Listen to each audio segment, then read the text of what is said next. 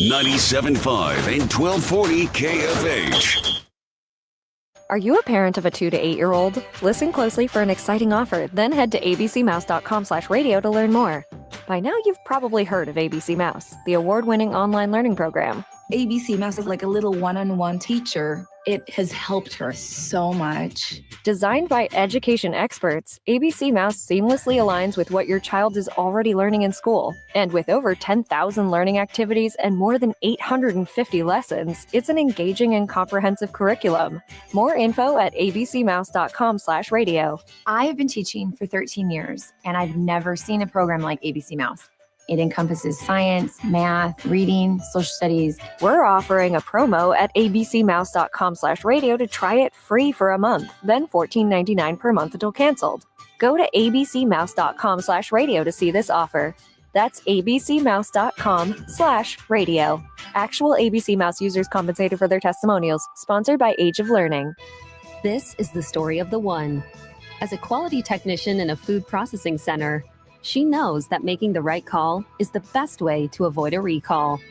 That's why she trusts Grainger's world-class supply chain to deliver the high-quality supplies she needs to help keep her production line, her equipment, and her customers happy and healthy. Call 1-800-GRAINGER, click Grainger.com, or just stop by. Grainger, for the ones who get it done. Oh, by the way, Ivan's no longer on the project. His wife got a new job, so they're moving across the country. Robin's top researcher is deviating to a new market. This isn't standard. And now we're short-staffed. Who's going to finish all these projects? She needs a cluster of new data analysts, and there's no margin for error. I need Indeed. Indeed you do. Put our matching platform to work so you can spend less time searching and more time connecting with talented candidates. Visit Indeed.com/credit and get $75 towards your first sponsored job. Terms and conditions apply. Prescriptions require an online consultation with a healthcare provider who will determine if appropriate. Restrictions apply. See website for details and important safety information. Subscription required. Price varies based on product and subscription plan. Hey guys, millions of men experience ED, but not everyone can access or afford treatments like Viagra. At HIMSS, our own board-certified urologist, Dr. Peter Stahl, knows this better than anyone, and he knows that HIMSS can help. Hi, I'm Dr. Peter Stahl, Senior Vice President of Men's Sexual Health at HIMSS. I've helped many guys with ED, and it has never been more convenient to treat than it is right now, thanks to HIMSS. Through HIMSS.com, you can access a full range of treatment options for ED, including daily or as-needed meds through a 100% online process. If prescribed, your medication is shipped to you for free. Find the ED treatment that fits your needs. Options at up to 95% less than the brand names when you get started at hims.com/joy. To start your free online visit and find ED treatment at up to 95% less than brand name prices, go to hims.com/joy. That's hims.com/joy for your free online visit. The KFH Studios, powered by Devon James Injury Lawyers. Call 888-8888.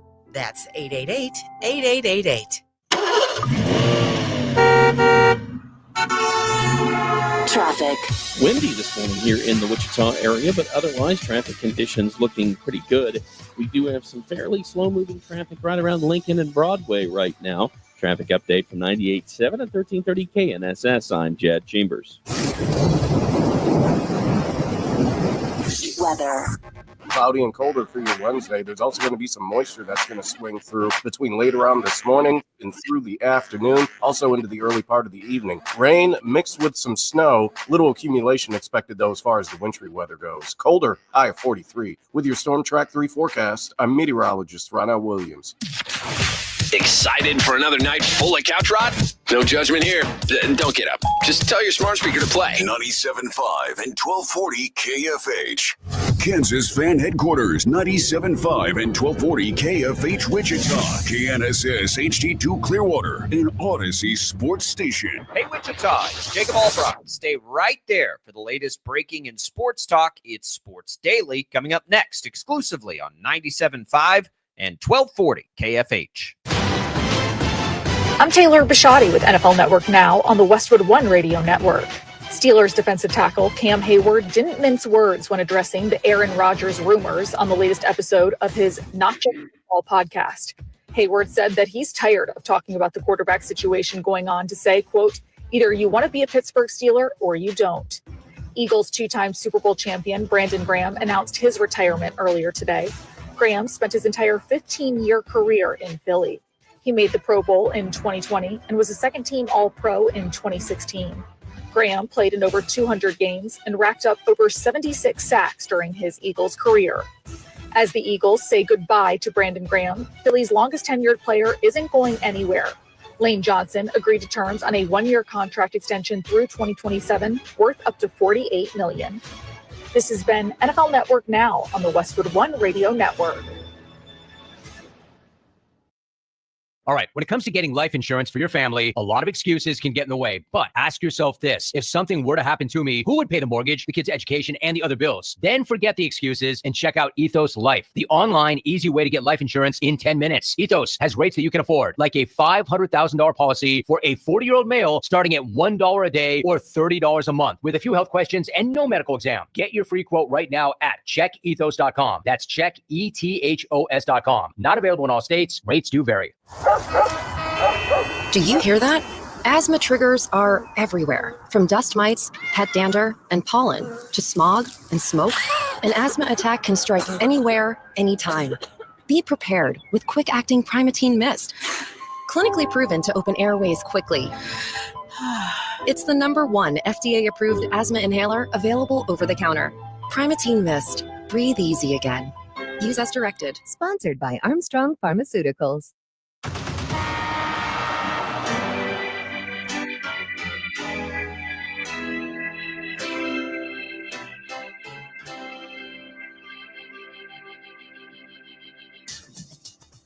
Now, from Wichita's most listened to sports radio, 97.5 and 1240 KFH. This is Sports Daily with Jacob Albrock and Tommy Kester.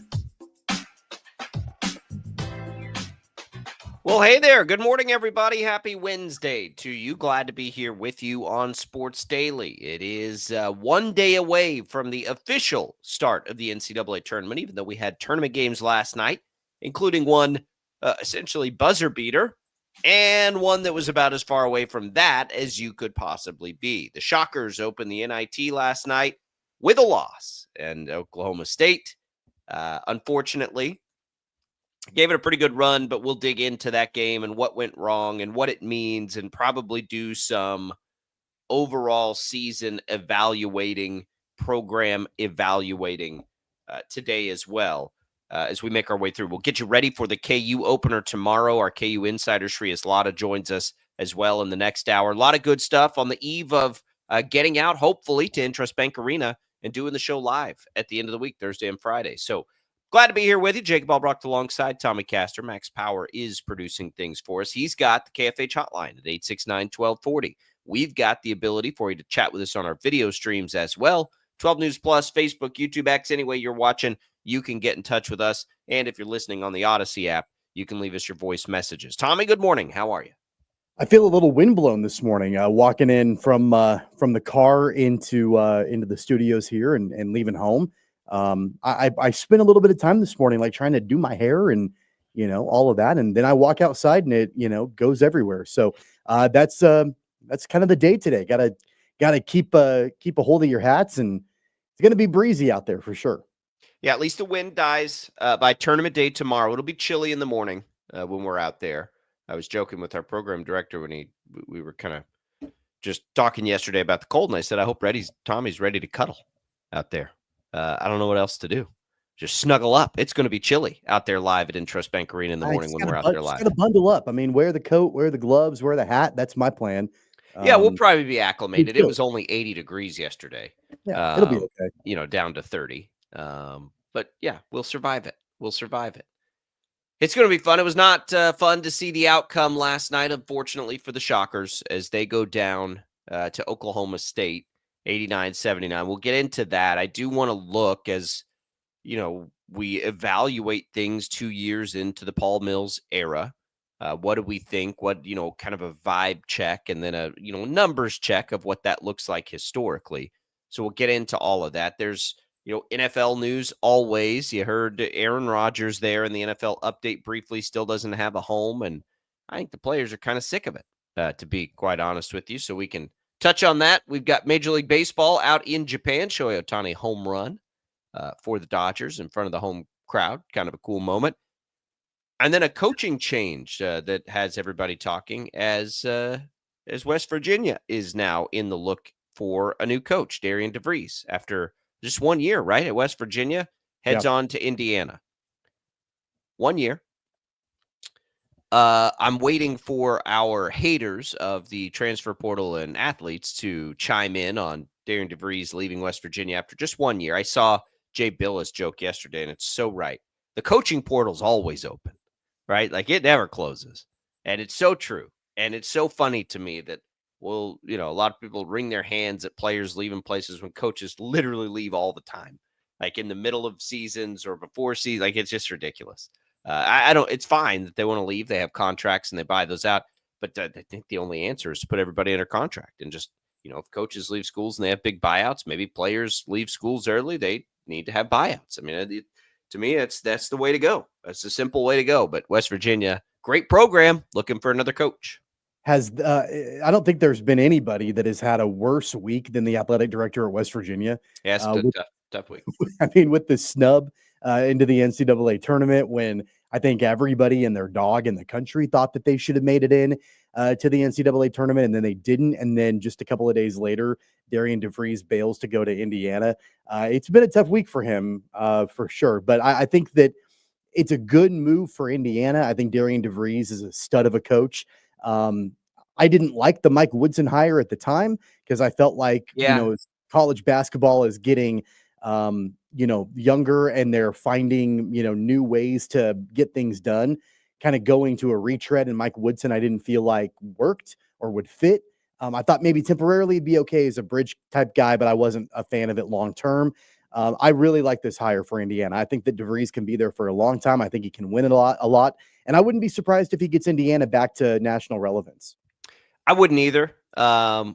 We've been saying that for a really long time with Indiana, though. And they've made some hires that we all thought would get it done. It's one of the great mysteries to me. I don't know how it has taken this long. In that time, they continue to bring in great players. It doesn't work. DeVries is a great coach. We looked back, and he was a candidate at Wichita State. I don't know how much of a candidate was as he was. People liked him. Like, people wanted him. Wanted him to go, but he was a real candidate. But this is what I said to you last night. Looking at it now, had he come here and had some success, he'd have just been gone. I mean, he left West Virginia after a year. He wasn't staying in Wichita. So, things happen for a reason, and the Shockers season ends on that same night. And so we'll evaluate that. We'll look at the game against Oklahoma State for sure.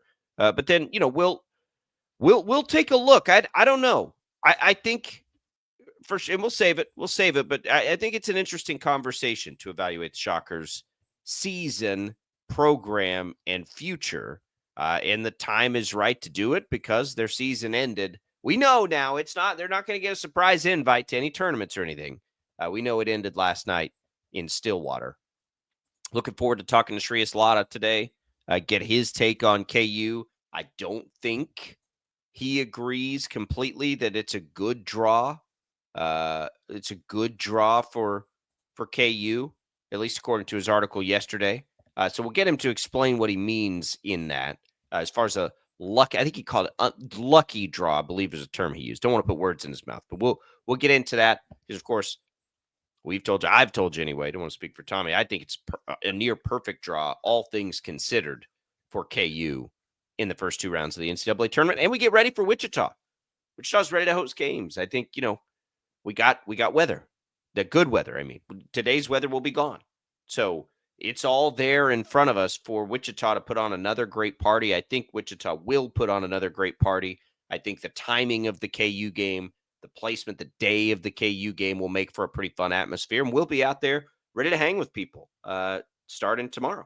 Yeah, morning. and I feel like, of course, it's going to be chilly tomorrow morning for our show, but at least it warms up the rest of the weekend, and it'll be really, really nice, it looks like, for the remainder. So we just got to get through a few hours of, cold morning weather on Thursday, and then it looks like it's just going to be beautiful with warm temperatures and light wind and just a perfect, inviting atmosphere for fans from all the teams to come out and descend upon Intrust Bank Arena. We'll be at NAFSCAR Park on the north side of the arena for Fan Fest. A big thanks to Parks and Rec with the city of Wichita for having us out at the Big Fan Fest. Shout out to Taco Bell and Pizza Hut. They are making it possible for us to be out there. So it's going to be a lot of fun. We're looking forward to being out there starting tomorrow. 29 degrees in the morning when we'll be out there with a nice little breeze. But then it gets up to, looks like the upper 50s, maybe peaking at about 60. Breeze will pick up a little bit, but it'll be sunny. So wear a jacket. Definitely not. It's pretty normal March weather, I think. Maybe a little bit under. And then Saturday looks incredible. Friday looks really good too. It's going to be great. Yeah, it'll be fun. All right. Let's take a break. We'll come back. We'll talk Shockers when we return on Sports Daily.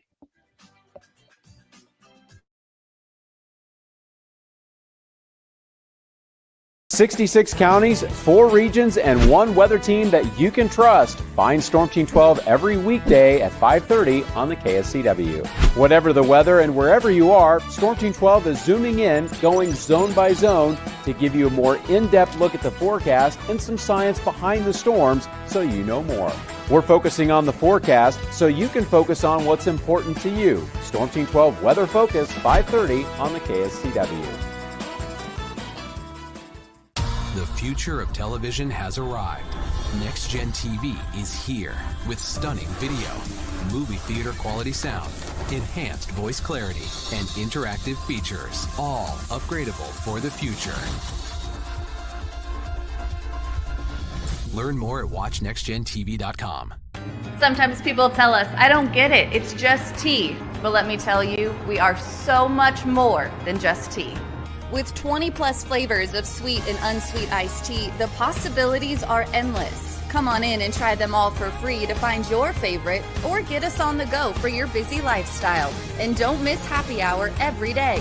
So the next time someone tells you it's just tea, tell them to come by and find out why we say, drink tea, be happy. It's the canvas of our imagination. They tell a story. Clouds affect the events of your day.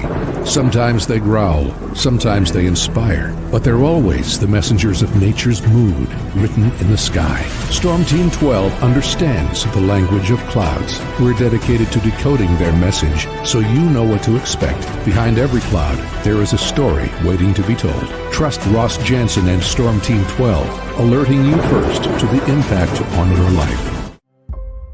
When you need help, remember, you're not alone. We are here. We are neighbors. We are together. We are Kansas.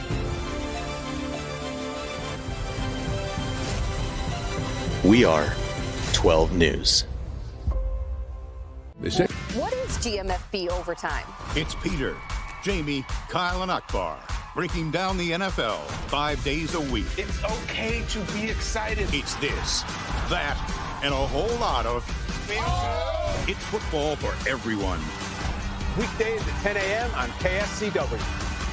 Are following a breaking update. Every day, all day, stream the stories that have you talking near and far. Whoever is behind the wheel of this bus is not stopping. From hundreds of local reporters and meteorologists spanning the country. Chaos here this morning at the UW campus. Search LNL for the all-new Local News Live streaming app. Make yourself known now. 831001 in traffic pursuit. Oh my God, here. Investigate TV Plus begins with real people. We investigate stories that impact you and inspire change every day. Something is broken. Real problems. Why are they hiding it? And real solutions. My daughter was dying in front of me. What was your reaction when he said that? Investigate TV Plus, weekdays at 3:30 p.m. on KWCH. Sometimes people tell us, I don't get it, it's just tea. But let me tell you, we are so much more than just tea. With 20 plus flavors of sweet and unsweet iced tea, the possibilities are endless. Come on in and try them all for free to find your favorite or get us on the go for your busy lifestyle. And don't miss happy hour every day. So the next time someone tells you it's just tea, tell them to come by and find out why we say, drink tea, be happy. Mornings are busy. We're here to make your mornings better. We report the stories that affect you. 3 more hospital lies from contaminated apple juice just a day after the FDA issued a recall. We're here to make your mornings better. Closing east and westbound lanes of K96 for repairs. With 12 News, you're prepared for your whole day. Scattered thunderstorms across the state into the afternoon. Stay a step ahead with 12 News this morning on KWCH and KSCW.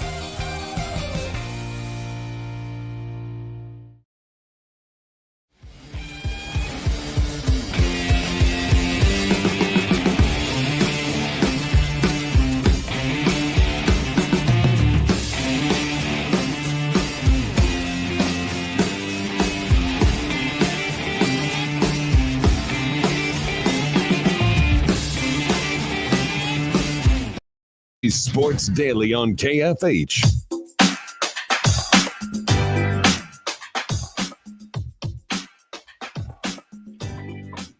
All right, welcome back in, everybody. It is Sports Daily. We're glad to be here with you. Here's a giveaway for you. You've seen Tommy sporting some pretty cool clothes on Fridays from 35 by 70 Golf Co. For a couple months now, we're giving away your opportunity to get your hands on some of that gear. $120 gift card to be awarded to one lucky listener this week. You can enter once per day until Friday at 11 a.m., right when we go off the air there at Intrust Bank Arena. To enter, all you got to do is text the keyword golf to the short code 20357. That's golf to 20357. Message and data rates apply. You can go to kfhradio.com for more details. So good luck, everybody, with that contest. We'll have a little bit of HTO a little bit later for you, too. Tommy, we're coming out of a shocker loss, which is too bad. I thought they had enough to beat Oklahoma State, certainly. Didn't get it done. It was, to me, boy, it was a pretty clear separation between the starters and the bench. They could not get anything from the bench last night. The bench was really, really bad. And while the starters played well enough to win that game, every time you'd get the second string in, it felt like the Shockers just fell apart a little bit. Yeah, that was really a challenge because I know that Paul Mills was wanting to balance a little bit of a breather for, the starters. And then at the same time, still be productive, at least to a degree, with some of those bench guys. And they just weren't able to perform. There was a clear drop off, to your point, between the starters and the bench players. Specifically Mate Bajnak did not have a good game. Justin Hill did not have a good game. That was a challenge, for those guys. And I think it really ended up forcing Mills's hand. And, the guys like Xavier Bell and Corey Washington, even Bijan Cortez, I don't feel like they were really able to get, appropriate breathers just because they had to be in the game and they had to perform because the bench wasn't getting it done. Yeah, it's too bad. It really is. Because you had so much momentum, right, going into it, and they couldn't do anything in those minutes. And it felt like they executed, the starters did, I thought, really well. Early in the game, there were no fouls being called. And when I saw that, I was like, this is going to be a problem. You saw Bryce Thompson give them the PJ Haggerty effect, which is, that's not like that just can happen against the Shockers, right? Like they are prone to that a little bit. And then you didn't see fouls being called. And I was like, well, they're not going to be able to match offense if they can't get to the free throw line. They're just not, especially not on the road. Well, then they started getting some whistles. And I was like, okay, now they're good. They settled in. And I thought the announcers were spot on it. Like they were clearly going into where they're comfortable, which is attacking the basket and trying to draw contact and get to the line. And they were doing a really good job of it too. Like really good job of it. And then they just couldn't, like they'd get in there and they would, and you'd have the starters go off and you had defensive lapses and you had turnovers. Oklahoma State would just trap the ball every time it crossed the floor with Hill and it just didn't work and they didn't have enough. So I don't know, I thought the effort was fine. I don't have a problem that Wichita State went on the road and lost to Oklahoma State. It's unfortunate because at least I did. I don't want to speak for anybody else. I felt like that was a game the Shockers could have won. They just didn't get it done. And it's too bad. Yeah, I think there were a few other things too. I mean, I didn't love the defensive strategy, specifically in the first half against Bryce Thompson. I felt like Wichita State kind of let him shoot those mid-range jumpers, which for a lot of players, that's a low percentage shot, but it wasn't for Bryce Thompson last night. And so at some point they needed to adjust to that. I think honestly a little bit sooner. And they really weren't able to do that. And I know that a lot of times, yeah, you're going to live with that kind of shot from a player taking that. But Bryce Thompson was hot, at least in the first half he was. Sure. And I really felt like Wichita State kind of gave him that. And it was a situation where at some point you're looking at it and you're like, man, he's not missing from that distance. So we need to probably adjust what we're doing to make it a little bit tougher on him. And that I don't feel like that happened quick enough in the game. Fair. On top of that, go ahead. I was just going to say, I think that's fair. And I think it's fair because we've seen that issue in other games. Right? We saw it against Tulsa, a lack of a defensive adjustment. We saw it like really their three most recent games. They had the win in between there, but their three most recent losses, there's kind of a challenge in all of them is making a defensive adjustment. Sorry, go ahead. Yeah, you're right. I mean, because Tulsa, it was that stretch when they were getting to the rim on like 10 straight possessions, and there was really no adjustment. With Memphis and the loss in the AAC tournament, it was PJ Haggerty going crazy in there. And I think that was a combination of, not a defensive adjustment, but then also Haggerty was just really, really, really good. And it was, hard to just individually shut him down. But Bryce Thompson had a formula for the most part on what he wanted to do when he went down the court, and that was shoot mid-range jumpers, and the Shockers really didn't adjust to that the way that they should have. I was also really concerned going into the game, I talked about it yesterday, about Wichita State getting too sped up to try to keep up with Oklahoma State and the tempo that they like to play with. And I thought, you know what, if they can take care of the basketball and still play fast and keep up with Oklahoma State, that's great. But as soon as they start getting careless with the basketball, that's when things are going to become an issue. And the turnovers were a major issue against Memphis. They were an issue last night as well. And there were several possessions where I felt like they got sped up and they got a little bit faster than I think they wanted to and got a little bit sloppy with the basketball. So those were a couple of other things that I felt like were key to the recipe for Oklahoma State to get the win. I agree. And it's too bad because I really grew into this Shockers team and really liked them. Now what happens in the future, it just smacks you in the face. Paul Mills joked after the game, that his friends are going to call him Portal Paul, and that's what you have to do. There's a lot of pressure next year now and I think that when we look at this season as a whole, it didn't feel, I don't think, disappointing in the sense of like the vibe we had going into yesterday and even this morning. The overall body of work at 19 and 15 and 8 and 10 in that league is disappointing. Absolutely is disappointing. It felt a whole lot better though by the end because we know they started to play the way they were capable of playing, and so that helped. But and just at a straight baseline improvement year over year from a wins and losses perspective, there was improvement. Like it wasn't a lot of improvement, and I think that expectation wise on what everyone thought they would, get to this year, I think most people thought there would be a more significant improvement. But to be fair, wins and losses wise, there was a year over year improvement from year one to year two. No question. I think there was an improvement of just take that part away and say the team was better, right? The program feels like it's in better shape. I do think there was improvement there as well. I'm encouraged by those things. They have a lot of work to do right now.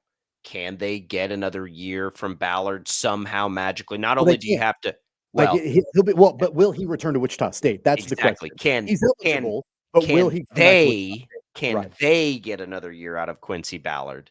I think is a big question. Can they get Corey Washington to return? Right, and then can they find three other players to fit around them? I mean, maybe Zion Pipkin and TJ Williams can take a step as sophomores if they stick around. I mean, you've got to still get through your own internal turnover before you can really go into next year. But that's a big question mark, right? Like it's in rough shape. And as I watched last night, Jerome Pierre tear it up in another NIT game and was like the fourth leading scorer in basketball this year. Wichita State has had a lot of really good players walk out the door. IB, for whatever you want to say, was a talent evaluator and got some really good players into Wichita. Paul Mills has to do the same thing. And then, of course, coach them up when they get here. The task has never been harder for a coach. I get all of that. I also want to say, because Kevin Saul was here last week and the Shocker basketball program put out, 34 wins, which is the number it stuck at, unfortunately, more than, any coach since the 60s in their first 2 years. But I don't think it's fair to not point out that Isaac Brown had a higher winning percentage. Remember, he had 2 really shortened seasons, 22 games and 28, where Mills had 34 each way. But it was a better start than Greg Marshall had, a better start than Mark Turgeon had. I would tell you that it's not a better start than Eddie Fogler had in the 80s. Fogler, who reached the tournament in his first 2 years and played a far smaller number of games in his first 2 years. I believe he played 33 and 30. So he played about 10 or so fewer games, but he had a really high winning percentage. They didn't play as many games back in the day. So it's not quite fair. Same thing for Gene Smithson to say most wins, because I think winning percentage is more fair. We'll put it that way. There's a little bit of context, I think, than just the straight up win number. But at the same time, it doesn't take away from Paul Mills. And I go back to year number 2. I go back to this season that we just wrapped up, when things were down bad, and it was tough. And there were a lot of questions like, what are they going to do? Like, this is not working. And credit Paul Mills, credit the players for sure, but credit Paul Mills for sticking with it, because they turned it around against some of the best opponents in the conference to be able to really pull their season out of the depths and get to a point to where they finished with the winning record. They finished, I hate the fact that they lost to Tulsa on senior day, because that would have pulled them all the way to 500 in conference play. And that would have been, just the cherry on top of the way that they started versus the way that they finished. But still 8-10 in conference after starting 1-7. That I think you can hang your hat on that a little bit as a period of growth, getting a win in the AAC tournament, getting a postseason bid, regardless of the way that it all went down. You still got an NIT bid. So there are things I think that you can tip your cap to a little bit. But as far as the future is concerned, I mean, you kind of laid it out.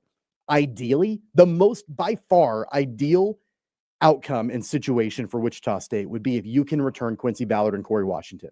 If you can get your front court to return and have another year in the system, another year in the program, then you can build around them and your front court is settled and good to go. I mean, Corey Washington played great down the stretch. Quincy Ballard, for the most part, has been steady Eddie throughout the course of the season.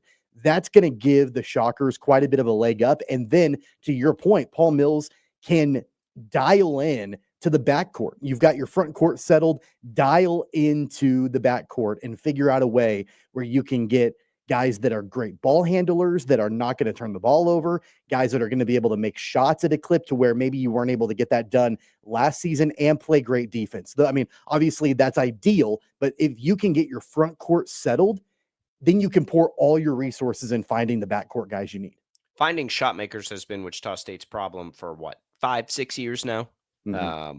They had one. They've had them. They just weren't doing it at Wichita State. We've seen guys leave the program and go do it elsewhere. So it's a big challenge. And I got to tell you too, like, there are, I don't know, about 200 teams that would be interested in the services of Quincy Ballard and probably Corey Washington, the way they played this year. This is where we see the strength of the program, I think, too. Is the program in a good enough place to retain players of that stature? We're about to find out, because people are going to come knocking for those two dudes. By the way, that's the part of the transfer portal that isn't talked about. It's about going and acquiring players. That's really always been the focus. It's less about the retention of Which your the current Shockers players. did good at last year. And you know who the absolute king is of that right now is Kelvin Sampson. And what he does at Houston as far as retaining his players and keeping guys around. Like, he's the top of the class, the cream of the crop in the country as far as building that program. In fact, he's done such a good job at that even Jerome Tang has pointed at Kelvin Sampson as the guy that he wants to emulate as far as retention and building a program and not just going and getting a brand new roster every single year. And so, can Wichita State be Houston in that regard this season? No, probably not. But at the same time, that's an underrated and extremely important piece of the transfer portal. Not just about acquiring players, it's about retaining the guys that you want to bring back and that you need to be a nucleus of your team for, another season and to build that continuity.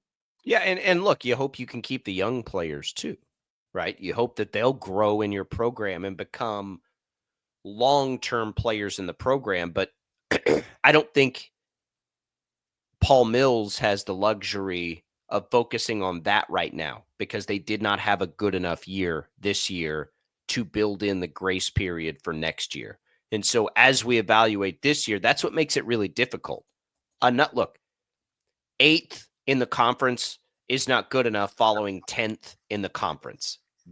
Bottom line, this league is not good enough for Wichita State to finish 10th and 8th in back-to-back years, holistically from a faraway level looking at it.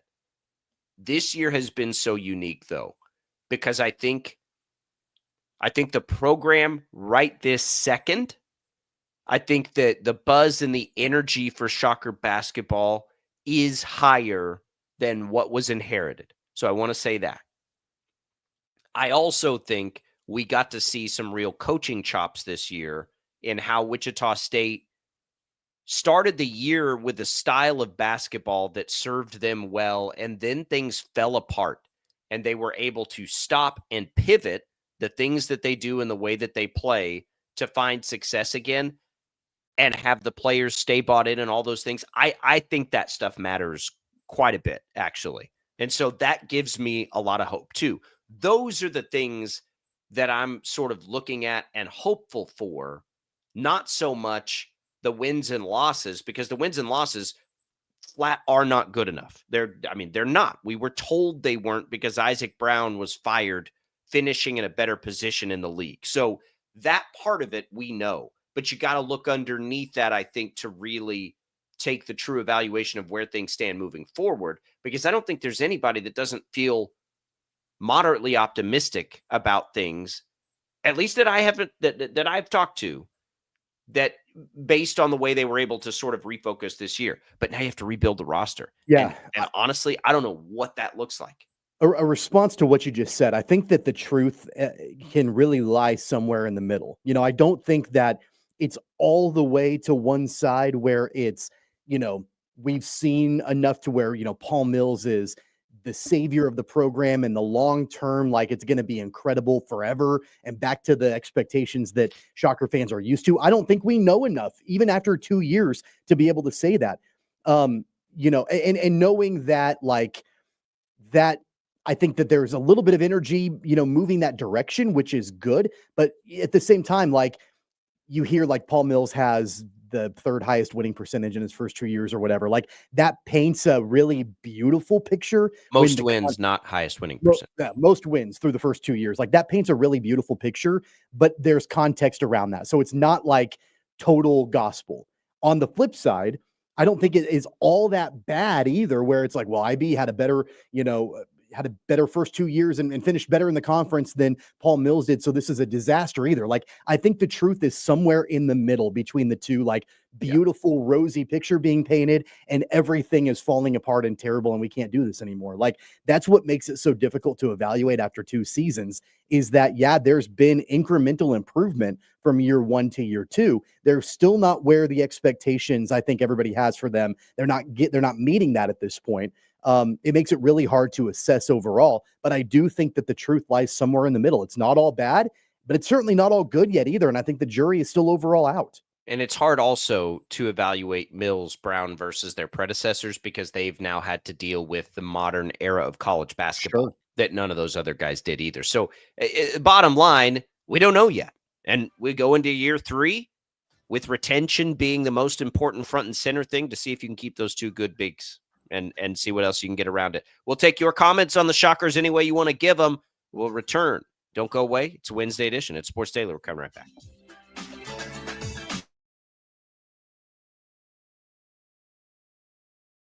66 counties, 4 regions, and 1 weather team that you can trust. Find Storm Team 12 every weekday at 5:30 on the KSCW. Whatever the weather and wherever you are, Storm Team 12 is zooming in, going zone by zone to give you a more in-depth look at the forecast and some science behind the storms so you know more. We're focusing on the forecast so you can focus on what's important to you. Storm Team 12 Weather Focus, 5:30 on the KSCW. The future of television has arrived. Next Gen TV is here with stunning video, movie theater quality sound, enhanced voice clarity, and interactive features, all upgradable for the future. Learn more at watchnextgentv.com. Sometimes people tell us, I don't get it, it's just tea. But let me tell you, we are so much more than just tea. With 20 plus flavors of sweet and unsweet iced tea, the possibilities are endless. Come on in and try them all for free to find your favorite or get us on the go for your busy lifestyle. And don't miss happy hour every day. So the next time someone tells you it's just tea, tell them to come by and find out why we say, drink tea, be happy. It's the canvas of our imagination. They tell a story. Clouds affect the events of your day. Sometimes they growl, sometimes they inspire, but they're always the messengers of nature's mood written in the sky. Storm Team 12 understands the language of clouds. We're dedicated to decoding their message so you know what to expect. Behind every cloud, there is a story waiting to be told. Trust Ross Jansen and Storm Team 12, alerting you first to the impact on your life. When you need help, remember, you're not alone. We are here. We are neighbors. We are together. We are Kansas.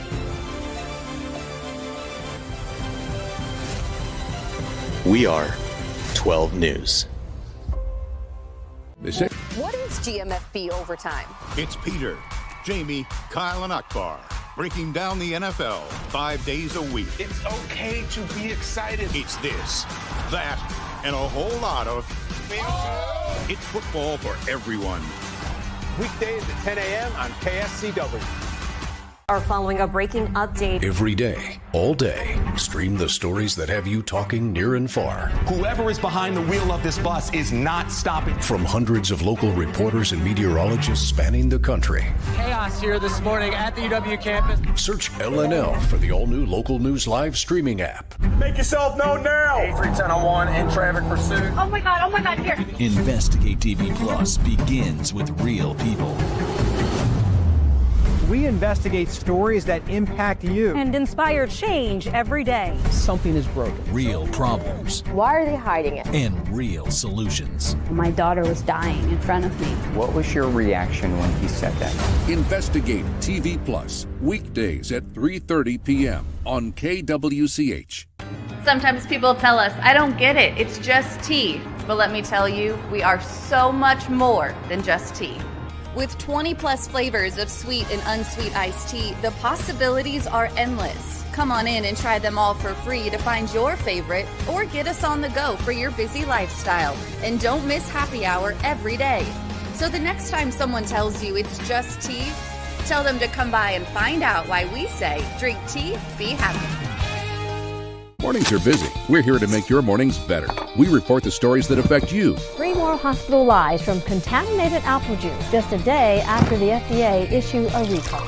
We're here to make your mornings better. Closing east and westbound lanes of K96 for repairs. With 12 News, you're prepared for your whole day. Scattered thunderstorms across the state into the afternoon.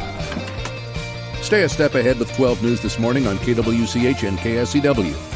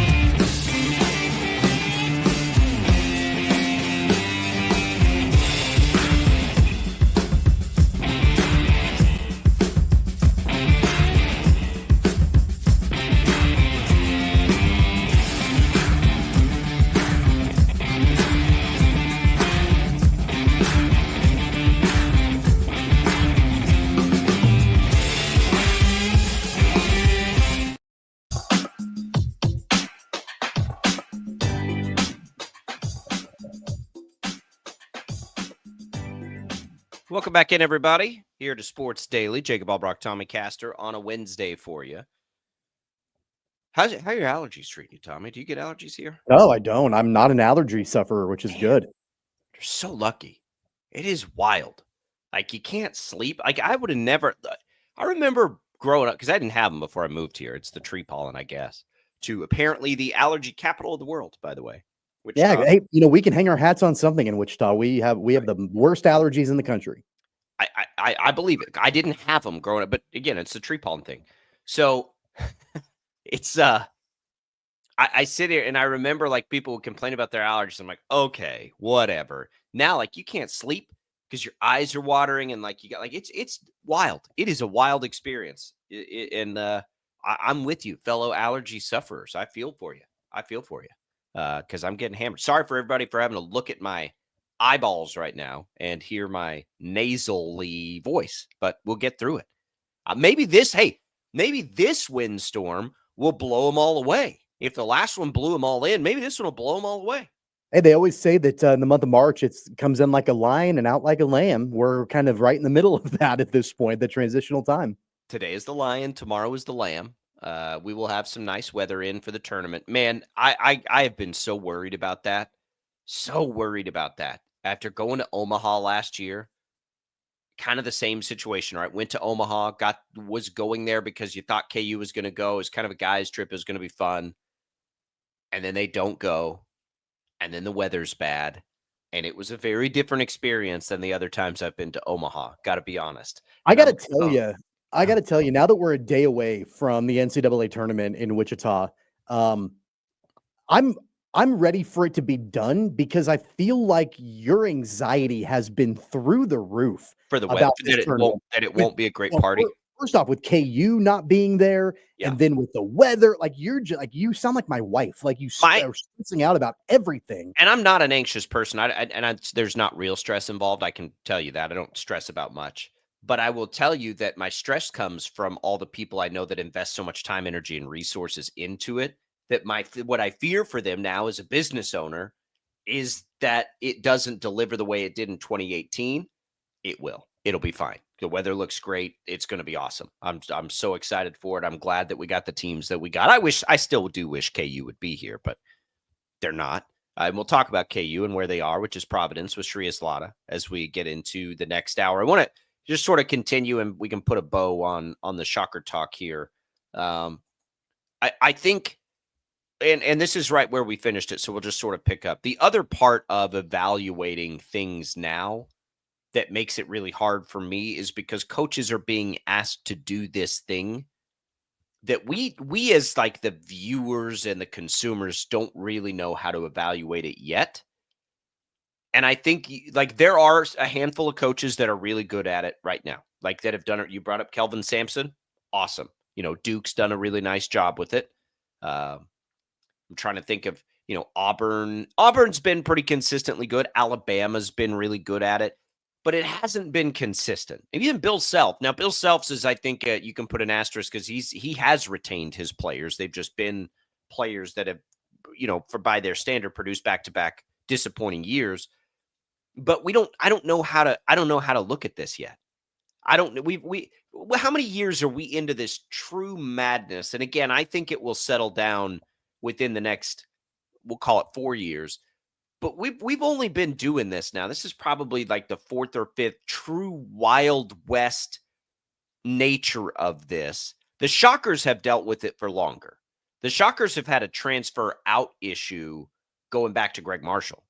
That year he brought in a great talented freshman class and they all left, right? Like, so it's not new to Wichita State, but we're still trying to learn how to evaluate how coaches are doing within it because like next year, what's the expectation? On March 19th, I feel like we have to have like zero expectation right now.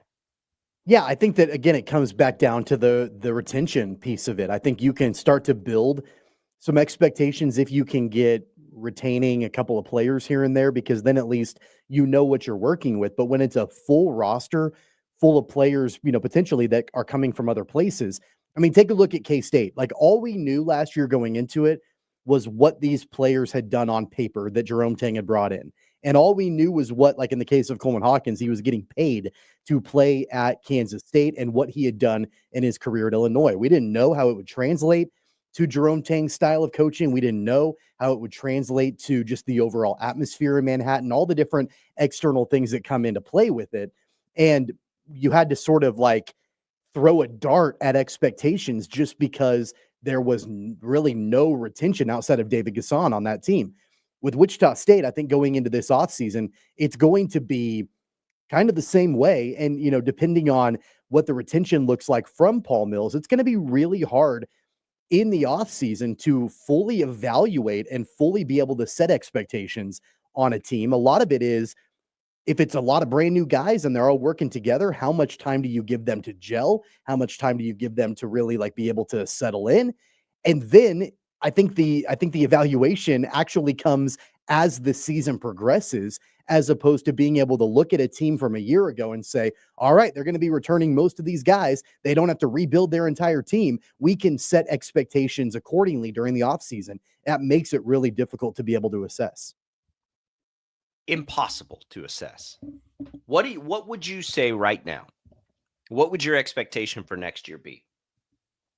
Well, look, I think that you have to look at it only through the lens of where, as a fan base and as a community, we feel like the Shockers should be. We did this exact same exercise at this time last year. It was, okay, going into year 2 of the Paul Mills era. Right, but at that point, we had a better indication they'd be able to return a bunch of players, though. But there still wasn't, like, we didn't know fully what that roster was going to look like, right? And so you're kind of throwing a dart and you're kind of setting expectations based on where we feel like the program should be at that time of, you know, a coach going into year number 2. I think you almost have to do, unfortunately, the exact same thing going into year number 3. Like, where do we feel like they should be?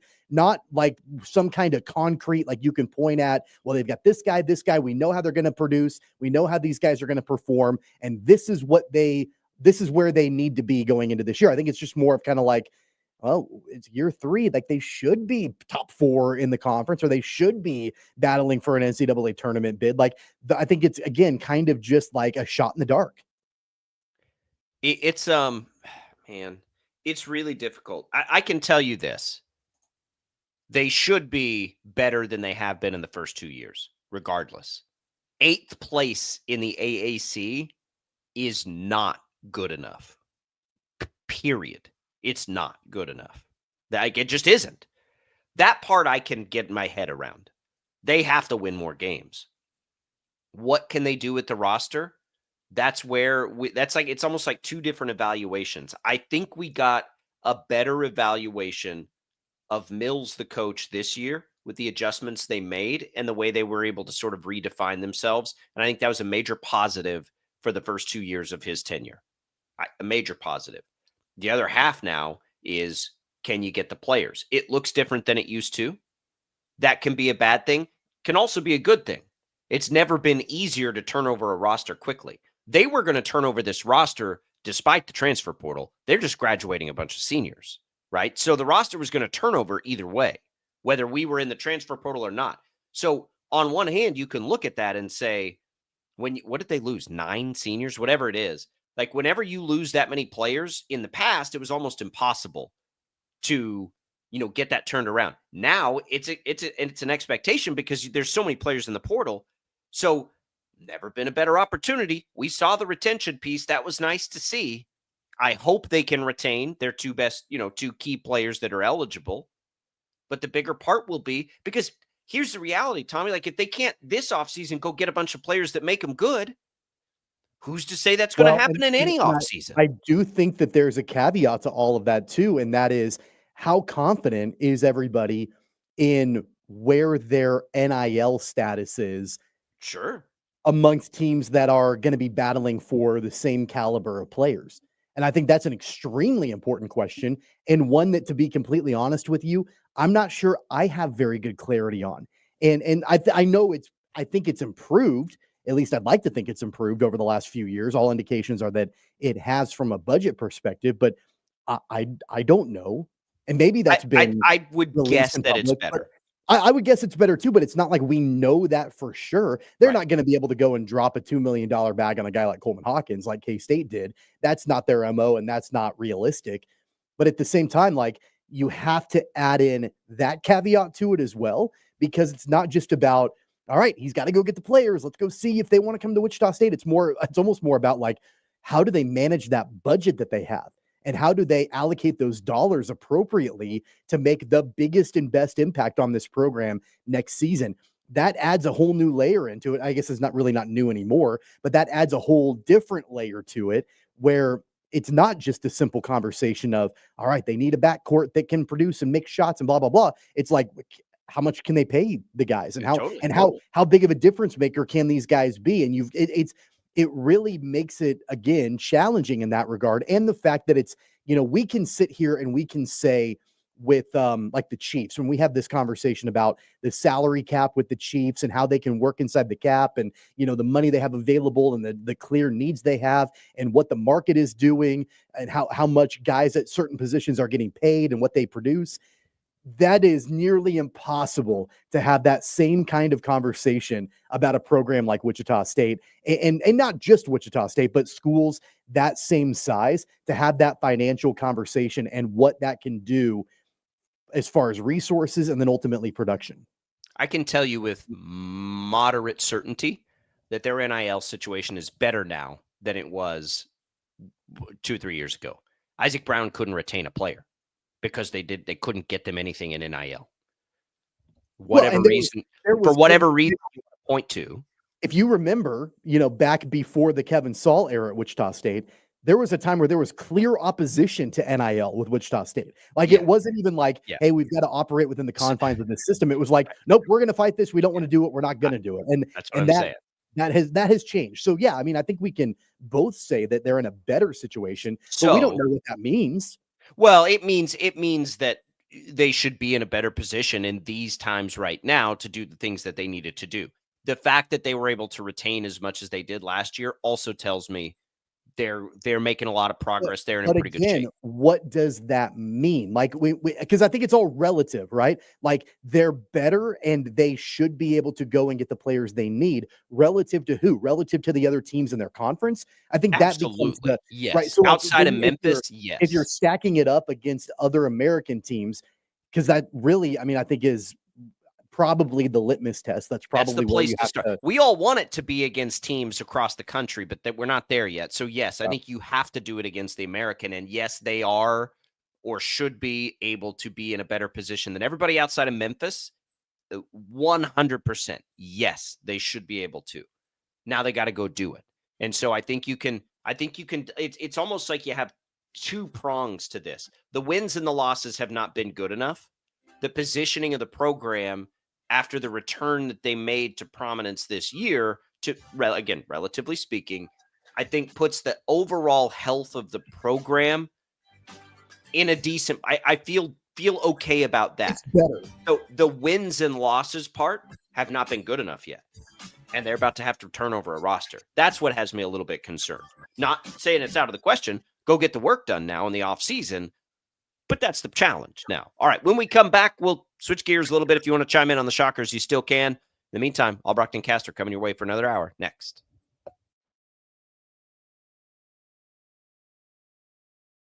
66 counties, 4 regions, and 1 weather team that you can trust. Find Storm Team 12 every weekday at 5:30 on the KSCW. Whatever the weather and wherever you are, Storm Team 12 is zooming in, going zone by zone to give you a more in-depth look at the forecast and some science behind the storms so you know more. We're focusing on the forecast so you can focus on what's important to you. Storm Team 12 Weather Focus, 5:30 on the KSCW.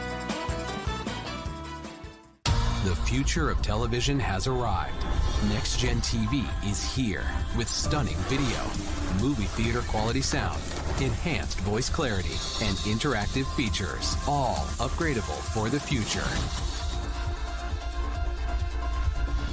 Learn more at watchnextgentv.com. Sometimes people tell us, I don't get it, it's just tea. But let me tell you, we are so much more than just tea. With 20 plus flavors of sweet and unsweet iced tea, the possibilities are endless. Come on in and try them all for free to find your favorite or get us on the go for your busy lifestyle. And don't miss happy hour every day. So the next time someone tells you it's just tea, tell them to come by and find out why we say drink tea, be happy. Is the canvas of our imagination. They tell a story. Clouds affect the events of your day. Sometimes they growl, sometimes they inspire, but they're always the messengers of nature's mood written in the sky. Storm Team 12 understands the language of clouds. We're dedicated to decoding their message so you know what to expect. Behind every cloud, there is a story waiting to be told. Trust Ross Jansen and Storm Team 12, alerting you first to the impact on your life. When you need help, remember, you're not alone. We are here. We are neighbors. We are together. We are Kansas.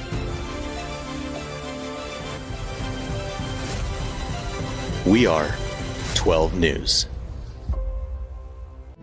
What is GMFB overtime? It's Peter, Jamie, Kyle, and Akbar breaking down the NFL 5 days a week. It's okay to be excited. It's this, that, and a whole lot of...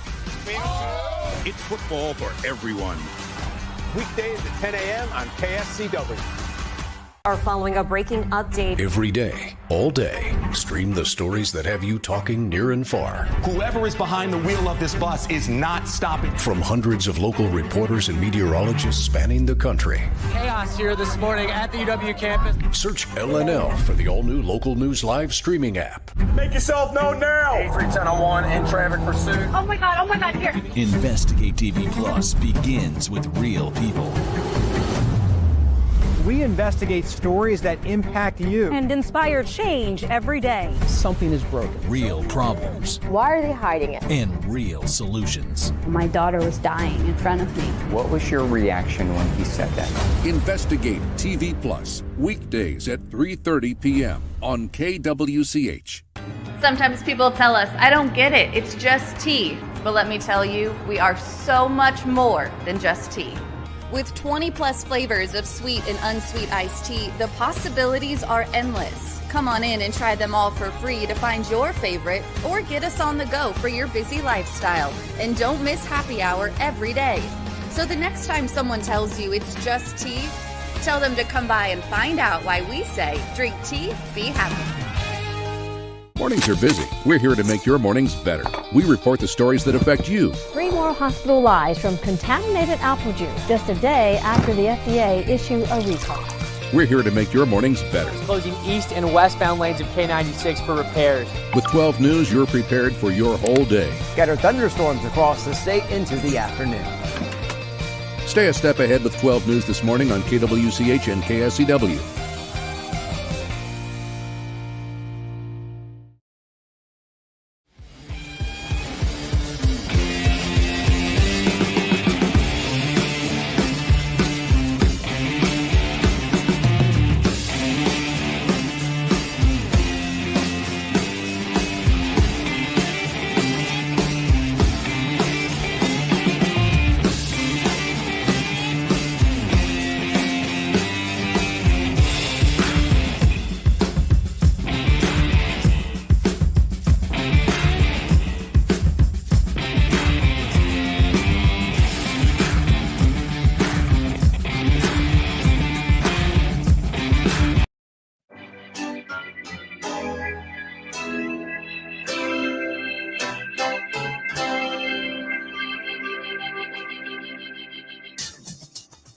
Now, from Wichita's most listened to sports radio, 97.5 and 1240 KFH. This is Sports Daily with Jacob Albrock and Tommy Kester.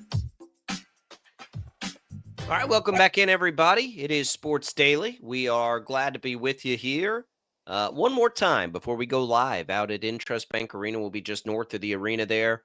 Be doing a lot of stuff with Fan Fest. I believe that, Tommy, you probably have more insight on this, even though I'm going to be out there, not just for us with the radio. I'll be out there also for TV it looks like on Thursday hanging out, which I'm looking forward to it. There's nothing I'd rather do than hang out with a bunch of crazy college basketball fans on Thursday afternoon. Weather's going to be great. It's going to be fun.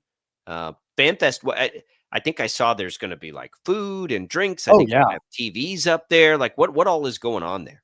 Yeah, so it's basically the city of Wichita Parks and Rec. They're, making this probably the biggest overall party around March Madness. And I know that there are a lot of them, a lot of different parties happening downtown around the arena. But this is one that is free, open to the public. You don't need a ticket to go to. And it's in NAFSCAR Park, which, if you remember, back in 2018, the last time that the tournament was here in Wichita, NAFSCAR Park wasn't NAFSCAR Park. And they've done a significant change down there. Will be not just KFH, but just our entire Odyssey family of stations.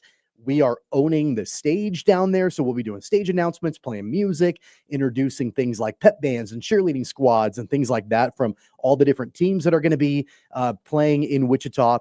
And there's going to be food trucks and drinks, and they've got the big video board to play some of the games for the crowd there in attendance. It's going to be a lot of fun, and I think the best part is, like I mentioned, it's free to the public. You don't need a ticket. You don't need to get anything in advance. Just show up and enjoy yourself. I think the TV part will be. I'll be there with you. I'm pretty sure. Yeah. It'll be so you can come even after we get off the air. We'll have presence down there pretty much all day. Yeah. I plan on being there. Our show runs 7 to 11 Thursday and Friday. But then I'll be there all day, all evening, every day of it. So it's going to be a long few days, but it's going to be totally worth it. And even on Friday, when there aren't games scheduled to be played in Wichita, FanFest will still be going on at NAFSCAR Park. We'll still be down there. There's going to be activations and parties and events and things like that. Good place to come watch games. Yeah, for sure. And the fact that, keep in mind, you've got fan bases of these teams that win on Thursday that they're going to be hanging around Wichita, for another couple of days because they play again on Saturday. So it's going to be fun events for them to come back down to and all of that on Friday. So it's going to be a blast, and I'm looking forward to it. Yeah, you know what? It's a good point. I haven't even looked at the weather on Friday morning. It's beautiful. Is it going to be nice Friday morning too? Well, it'll I'm sure be chilly. It's not going to be as cold. I know it won't be as cold. It won't be as cold, but it'll be better.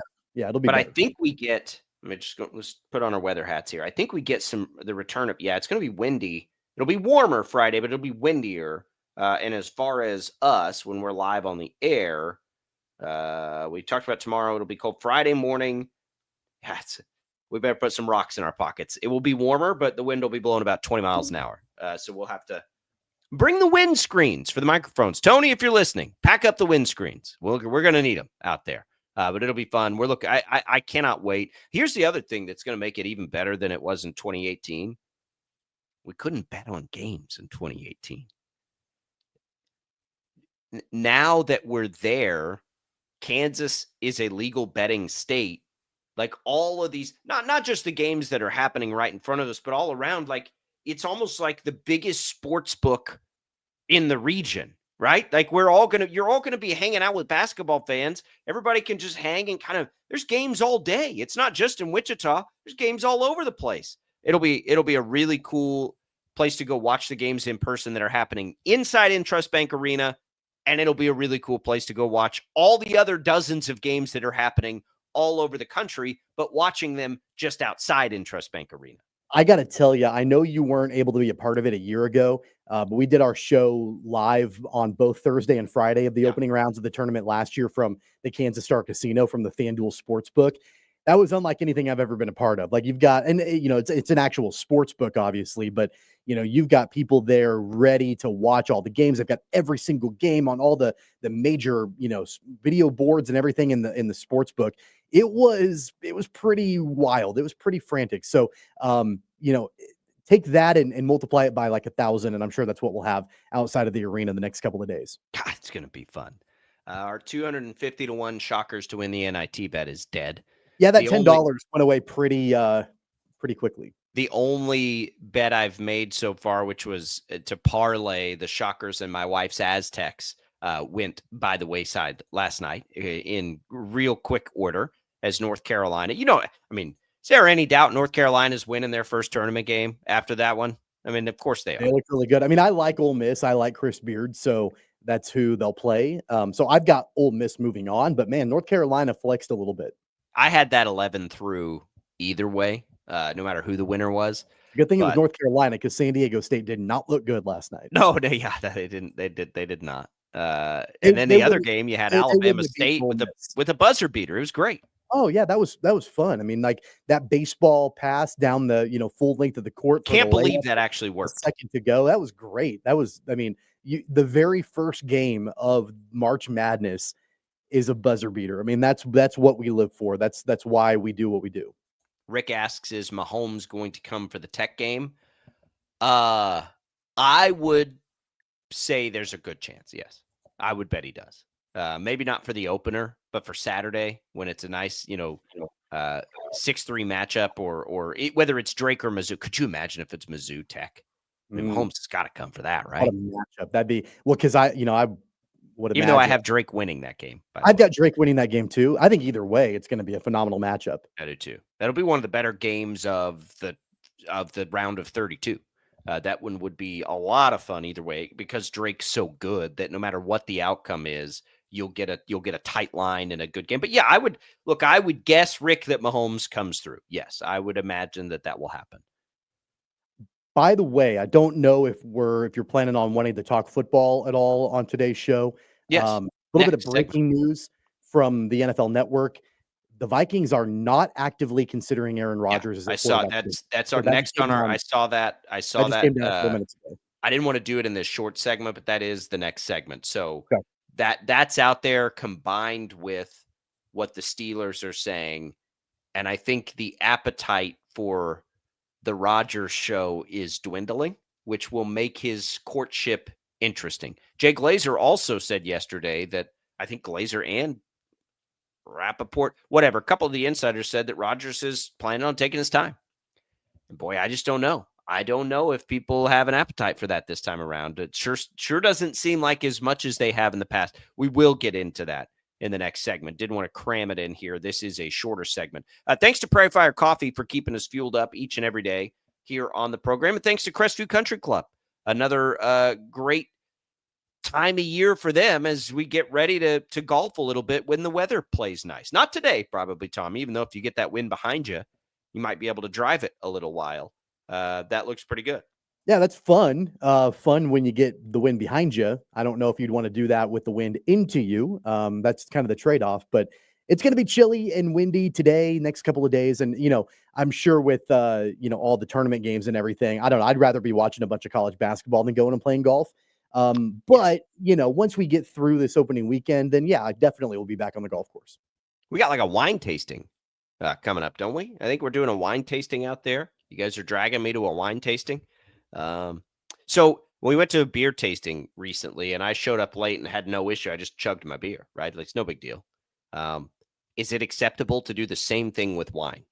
Like if you guys have, if I roll in, cause I get off TV a little bit late, but if I roll in there and, you've got like, how many wines did you try last time? 5 or 6, I believe. So can I just have like my lineup of 5 wines and just start knocking them down? Is that socially acceptable? That was all your wife. I mean, with the beer tasting, like she made sure that you had a cup, even though you weren't there, and that they lined it up in front of where you were going to sit. Because I think otherwise they probably would have just not left anything for you. So, like that, I think you can definitely do that. I'm sure that's acceptable. Okay. That's what we're going to do. And really, even if it's not acceptable, who cares? Well, I don't. I'm more, I feel like your wife might care if I embarrass you.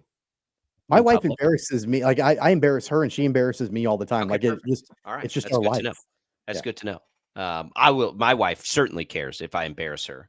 Whenever it's my go-to now, as an example, at a restaurant, when I don't know what something is, I, as redneck as I can, ask the waitstaff, what is this, whatever like French word it is for like cheese. I'm like, what is Fontaine?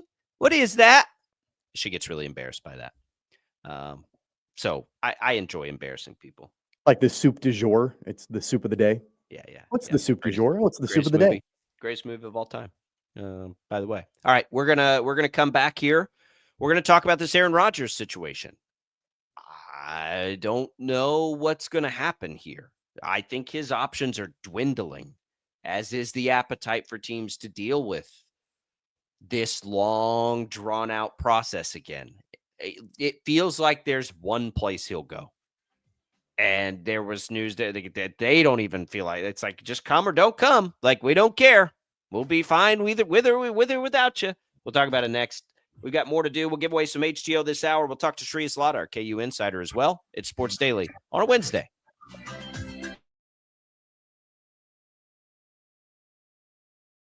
66 counties, 4 regions, and 1 weather team that you can trust. Find Storm Team 12 every weekday at 5:30 on the KSCW. Whatever the weather and wherever you are, Storm Team 12 is zooming in, going zone by zone to give you a more in-depth look at the forecast and some science behind the storms so you know more. We're focusing on the forecast so you can focus on what's important to you. Storm Team 12 Weather Focus, 5:30 on the KSCW. The future of television has arrived. Next Gen TV is here with stunning video, movie theater quality sound, enhanced voice clarity, and interactive features, all upgradable for the future. Learn more at watchnextgentv.com. Sometimes people tell us, I don't get it, it's just tea. But let me tell you, we are so much more than just tea. With 20 plus flavors of sweet and unsweet iced tea, the possibilities are endless. Come on in and try them all for free to find your favorite or get us on the go for your busy lifestyle. And don't miss happy hour every day. So the next time someone tells you it's just tea, tell them to come by and find out why we say, drink tea, be happy.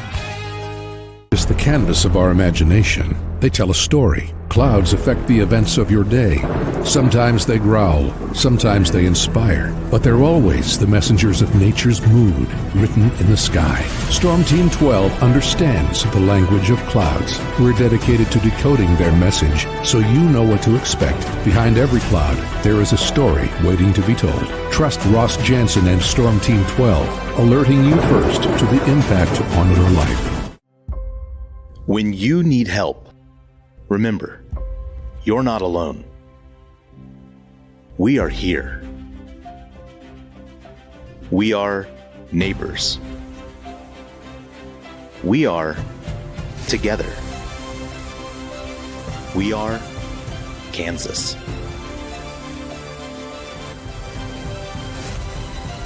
We are 12 News. What is GMFB overtime? It's Peter, Jamie, Kyle, and Akbar breaking down the NFL 5 days a week. It's okay to be excited. It's this, that, and a whole lot of... It's football for everyone. Weekdays at 10 a.m. on KSCW. Are following a breaking update. Every day, all day, stream the stories that have you talking near and far. Whoever is behind the wheel of this bus is not stopping. From hundreds of local reporters and meteorologists spanning the country. Chaos here this morning at the UW campus. Search LNL for the all-new Local News Live streaming app. Make yourself known now. 310-01 in traffic pursuit. Oh my God, here. Investigate TV Plus begins with real people. We investigate stories that impact you. And inspire change every day. Something is broken. Real problems. Why are they hiding it? And real solutions. My daughter was dying in front of me. What was your reaction when he said that? Investigate TV Plus, weekdays at 3:30 p.m. on KWCH.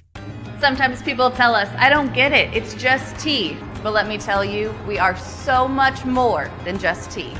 With 20 plus flavors of sweet and unsweet iced tea, the possibilities are endless. Come on in and try them all for free to find your favorite or get us on the go for your busy lifestyle. And don't miss happy hour every day. So the next time someone tells you it's just tea, tell them to come by and find out why we say, drink tea, be happy. Mornings are busy. We're here to make your mornings better. We report the stories that affect you. 3 more hospital lies from contaminated apple juice just a day after the FDA issue a recall. We're here to make your mornings better. Closing east and westbound lanes of K96 for repairs. With 12 News, you're prepared for your whole day. Scattered thunderstorms across the state into the afternoon. Stay a step ahead with 12 News this morning on KWCH and KSCW.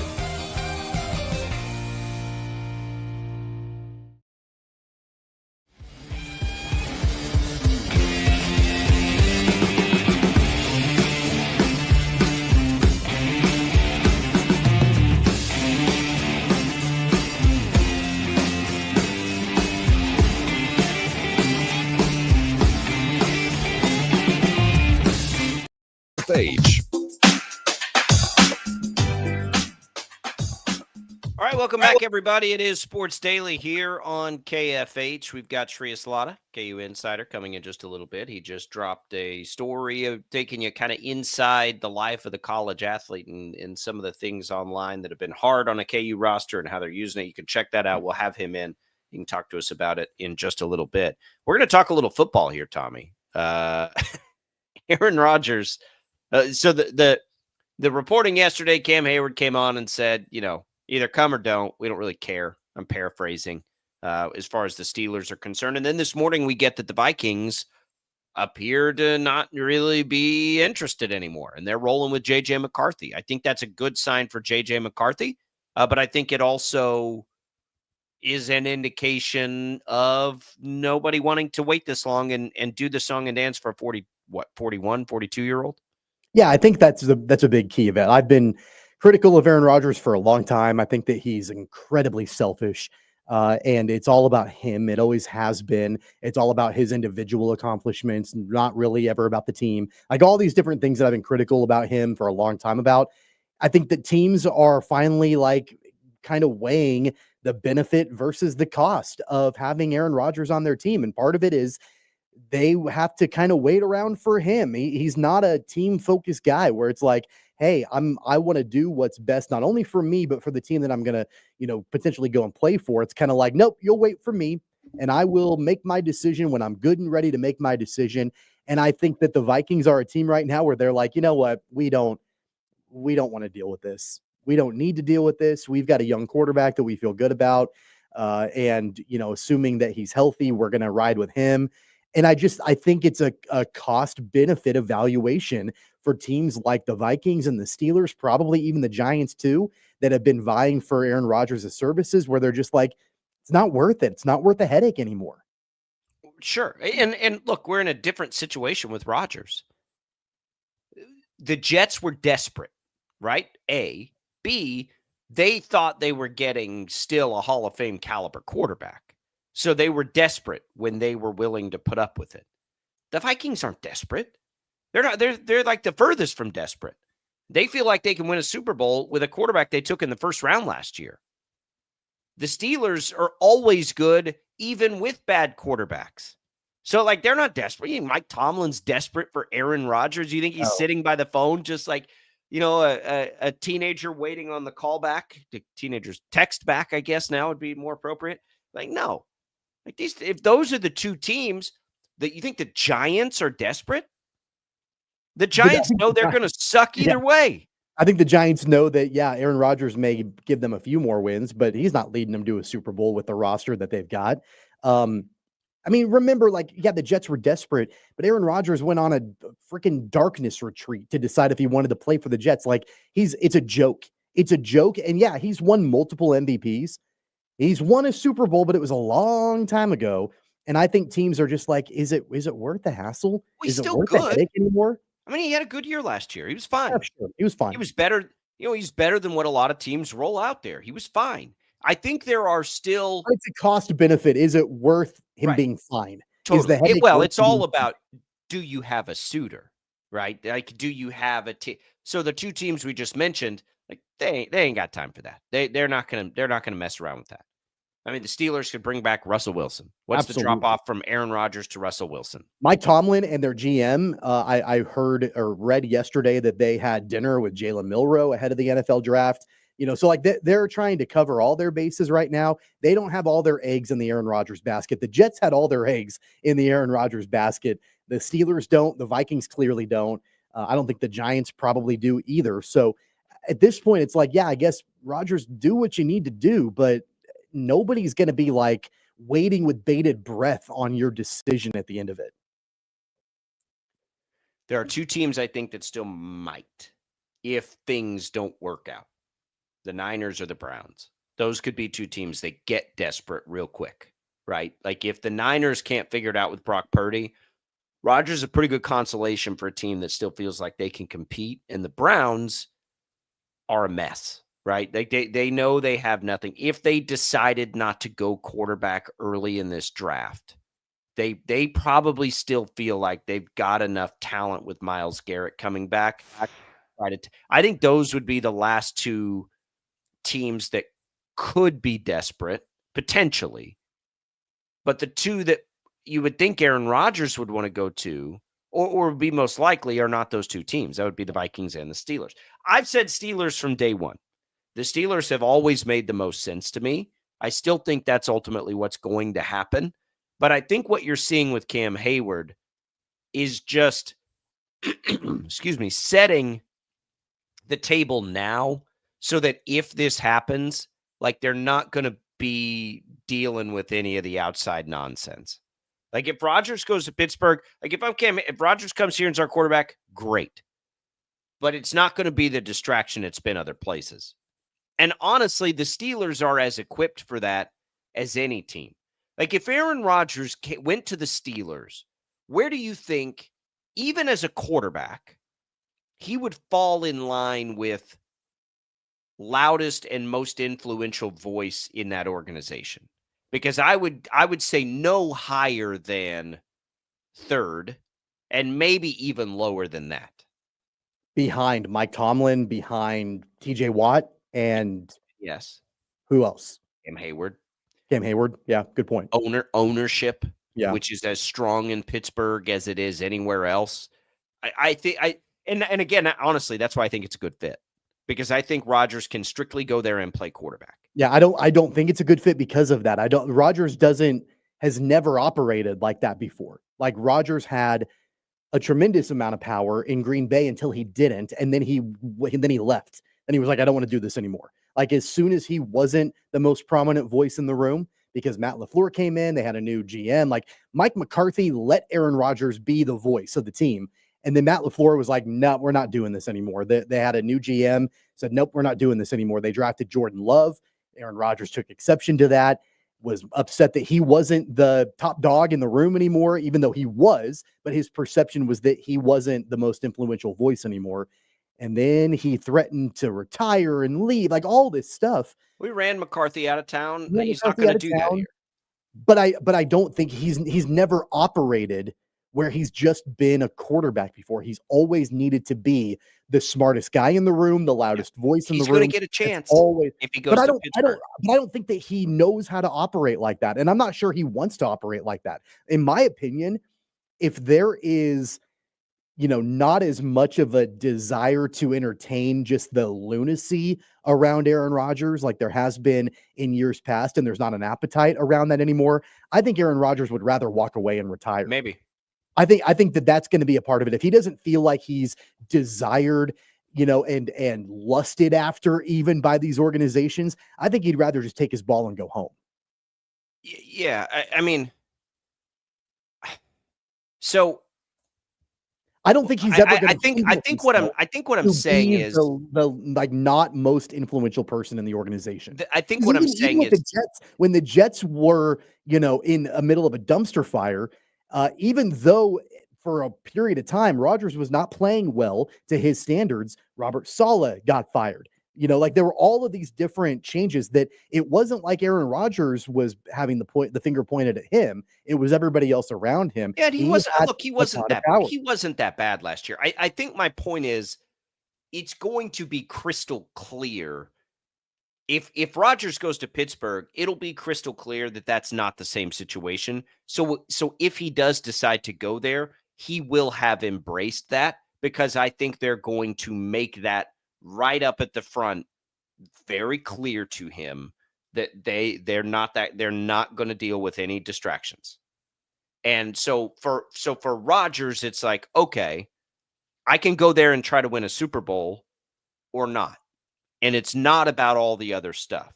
And so we'll find out. And I'm with you. I mean, if Rodgers doesn't want to do that, he can just walk away. But if he does go to Pittsburgh, which is why I think it's a good fit, like if he goes there, that will be it's not going to be, that'll be out in the open. It already is. Look at what Cam Hayward's saying, right? Like they're already telling you that without telling you that. And we knew that anyway with Mike Tomlin. Like Mike Tomlin, he's not going to put up with that crap. He's just not. And they don't need to be desperate with it either. The one thing I don't think they can do is bring in like Aaron Rodgers and Russell Wilson. That would obviously be a problem. Like you're going to have to just make your call at some point. There's some more reporting on the Vikings piece of this, which of course is that they are not going to do anything with Aaron Rodgers. They don't consider him an option, according to Kevin Seifert of ESPN and Tom Pelissero, leaving J.J. McCarthy atop the quarterback depth chart. It was never likely. It had been discussed. Other people are backing that up. Yes, they had discussed it, but it was, as we assumed, as more of like a backup plan to J.J. McCarthy. And so maybe that tells you that, and I think what gets interesting is, was it Rodgers that wasn't interested in that? And I would get him not being interested in being a backup plan. Like, I get that part of it. He wouldn't be a backup plan in Pittsburgh. He'd be the starter. But if you go to the Vikings, that was always going to be up in the air. Like, there's going to end up being a quarterback controversy at some point or another where even if J.J. McCarthy wasn't ready to go at the start of the season, let's say midway through the season, he's ready to come back. Then the conversation is, does Rodgers give up the throne? Does he graciously step aside for the future quarterback? Because he didn't do that in Green Bay for Jordan Love. He would have rather left. And so I don't think he would have been able to humble himself, to be able to do that at some point. And I think the Vikings probably would have felt like they needed to hang on and let Rodgers play out the season or whatever. And then you've got another year of J.J. McCarthy not playing. And this time, more than likely healthy and not playing. I'm glad it's not Minnesota because I want to see J.J. McCarthy, and I don't want him to deal with that. The Giants, according to Fox Sports, I'm looking up at it right now. He's focused on the Steelers and the Giants. The Giants, I mean, Dable and those guys might be desperate enough. I don't think the door's totally closed on the Giants, by the way. If they had any sort of competent quarterback play, they could make a playoff run. That's not crazy to say with better quarterback play.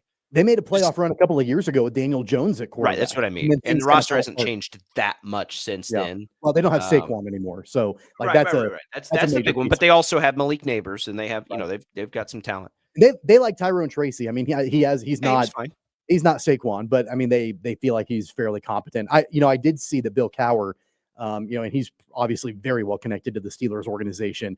He gave a ringing endorsement for Russell Wilson to come back as the starting quarterback for the Steelers. He was on Dan Patrick and said that he felt like familiarity was the most important thing and that Russell Wilson would be the best fit for the Steelers to be their starting quarterback. Honestly, even though I'm not a Russell Wilson fan either, I kind of agree with him. I kind of feel like if I'm Mike Tomlin, I don't need the headache of Aaron Rodgers. And, while things didn't end particularly well for the Steelers last season, I feel like I almost value the organizational harmony a little bit more and the way that, I felt like Russell Wilson kind of redeemed himself a little bit after the disastrous run in Denver and played decently well in his time in Pittsburgh. If it's me, if I'm Mike Tomlin, I'm going to advocate for Russell Wilson and then maybe draft a quarterback in the NFL draft. I don't know if I want to deal with the headache of Aaron Rodgers. Let's put their seasons side by side. 336 attempts for Wilson so Rodgers played. He played more. Quite a great deal more. So the stats are going to be a little bit inflated. But Russell Wilson had a higher completion percentage slightly. They were very close. Yards per game were very close. Wilson threw 16 touchdowns and 5 interceptions. Rodgers threw 28 touchdowns and 11 interceptions. Very, very, very close. They were pretty close to the same player. And you get the familiarity of Wilson already in the system, already in the organization. I would tell you that I think Rodgers would be better if you took just on the field, like if you took all the other stuff and put it to the side and just said, which quarterback do I think when the games start to when the game ends only gives the Steelers a better chance to win that? And I would say Rodgers still, but unfortunately you don't get to do that. You have to take it in totality. And Russell Wilson's done a nice job of kind of cleaning some of that up because it was a messy ending in Denver for him too. And it was a messy ending in Seattle for him. I think he kind of redeemed himself. He's not immune to any of this stuff either. He's a I thought he handled himself really well. He did last year. I've been critical of Russell Wilson, and I like making fun of him and joking around about him. I thought he redeemed himself pretty decently. I thought he humbled himself well, especially knowing that he came into Pittsburgh and, it was unclear about whether it would be him or Justin Fields. I thought he handled it really well. Of course, it ultimately ended up being him for the majority of the season. But at the end of the day, again, if I'm Mike Tomlin, I feel better with the relationship that I built with Russell Wilson for another season than trying to bring in a 41-year-old Aaron Rodgers who has a long history of undermining almost everything that his head coach ever wants to do. To me, that just, even and knowing that the stat line from a season ago is very comparable between the two, give me Russell Wilson every day of the week if I'm Mike Tomlin for next season. I don't know that I agree with that. I don't vehemently disagree with it. I think Rodgers gives him a better chance to win a Super Bowl than Russell Wilson does at this point. Boy, I'd really have to think about that because Pickens is a problem. Wilson still throws that deep ball perfect for Pickens. Like that fit's still there, but Pickens is such a knucklehead sometimes. Like if you took that piece of it out of the equation, I would definitely say I like Rodgers better. My concern with Wilson is what if they have a Pickens issue next year? Then I don't think Russell Wilson gives you much at all. Where Aaron Rodgers absolutely still would. I don't think that either Wilson or Rodgers, if I'm being completely honest, will lead them to a Super Bowl. No, I don't either. I'm saying better chance to, though. Right. But I don't think either one of them will do it. But if you're looking at organizational harmony that can hurt a team long term, give me Wilson, because the Jets continue to be in, basically survival mode. And I think Aaron Glenn can stabilize things for them a little bit. They've had to do a hard reset from the Aaron Rodgers era. Green Bay, to an extent, had to clean a bunch of things up and bring in a new coach after Rodgers ran McCarthy out of town. And, the Jordan Love era kind of got off to a little bit of a rocky start. I just think that what Aaron Rodgers can leave in his wake after he leaves an organization is not worth the risk, because I don't think either one of them are going to lead them to a championship. But for the future, I'd rather have the stability of Russell Wilson over the complete unpredictability of what Aaron Rodgers can do to you in the moment, and then the way he can potentially leave your organization when he's all said and done in shambles. And that's what happened with the Jets. When the season started last year, Rodgers was pretty well behaved, though. Like once they got through the offseason, and then they started the year 1-4 or something like that. I'm not talking about that. I'm talking about he was able to just like settle in and play quarterback, I think. But look, the Steelers just can't get a quarterback solved to save their lives, right? Like if these are their options, they're not the worst options in the world, but they've got to find a long-term solution. But it's not going to be the Vikings. That's the news we learned today.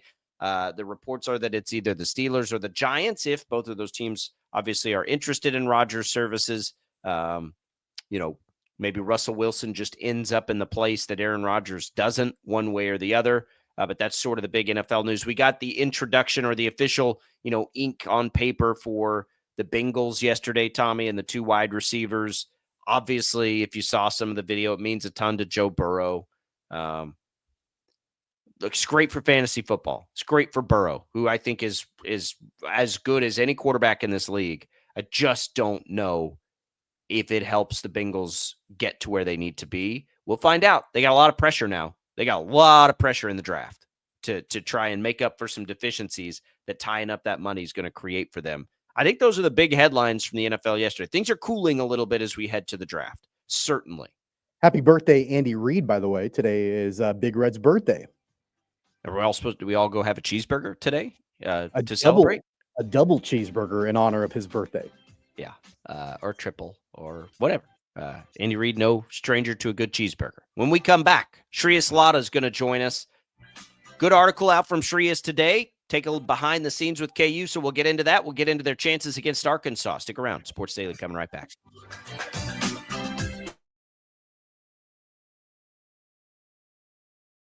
66 counties, 4 regions, and 1 weather team that you can trust. Find Storm Team 12 every weekday at 5:30 on the KSCW. Whatever the weather and wherever you are, Storm Team 12 is zooming in, going zone by zone to give you a more in-depth look at the forecast and some science behind the storms so you know more.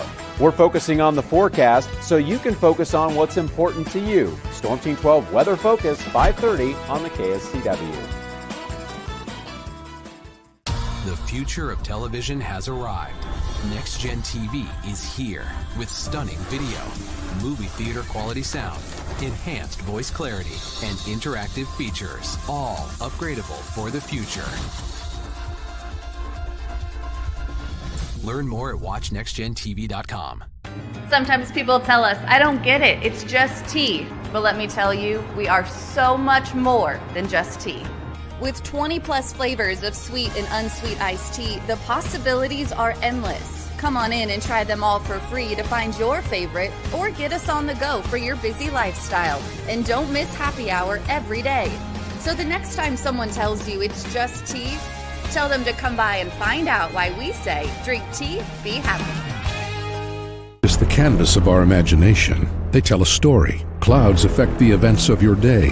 Sometimes they growl, sometimes they inspire, but they're always the messengers of nature's mood written in the sky. Storm Team 12 understands the language of clouds. We're dedicated to decoding their message so you know what to expect. Behind every cloud, there is a story waiting to be told. Trust Ross Jansen and Storm Team 12, alerting you first to the impact on your life. When you need help, remember, you're not alone. We are here. We are neighbors. We are together. We are Kansas.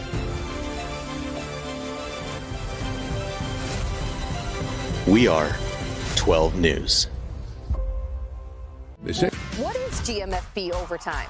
It's Peter, Jamie, Kyle, and Akbar breaking down the NFL 5 days a week. It's okay to be excited. It's this, that, and a whole lot of It's football for everyone. Weekdays at 10 a.m. on KSCW. Are following a breaking update. Every day, all day, stream the stories that have you talking near and far. Whoever is behind the wheel of this bus is not stopping. From hundreds of local reporters and meteorologists spanning the country. Chaos here this morning at the UW campus. Search LNL for the all-new Local News Live streaming app. Make yourself known now. 83101 in traffic pursuit. Oh my God, here. Investigate TV Plus begins with real people. We investigate stories that impact you. And inspire change every day. Something is broken. Real problems. Why are they hiding it? And real solutions. My daughter was dying in front of me. What was your reaction when he said that? Investigate TV Plus, weekdays at 3:30 p.m. on KWCH. Sometimes people tell us, I don't get it, it's just tea. But let me tell you, we are so much more than just tea. With 20 plus flavors of sweet and unsweet iced tea, the possibilities are endless. Come on in and try them all for free to find your favorite or get us on the go for your busy lifestyle. And don't miss happy hour every day. So the next time someone tells you it's just tea, tell them to come by and find out why we say, drink tea, be happy. Mornings are busy. We're here to make your mornings better. We report the stories that affect you. 3 more hospital lies from contaminated apple juice just a day after the FDA issued a recall. We're here to make your mornings better. Closing east and westbound lanes of K96 for repairs. With 12 News, you're prepared for your whole day. Scattered thunderstorms across the state into the afternoon. Stay a step ahead with 12 News this morning on KWCH and KSCW.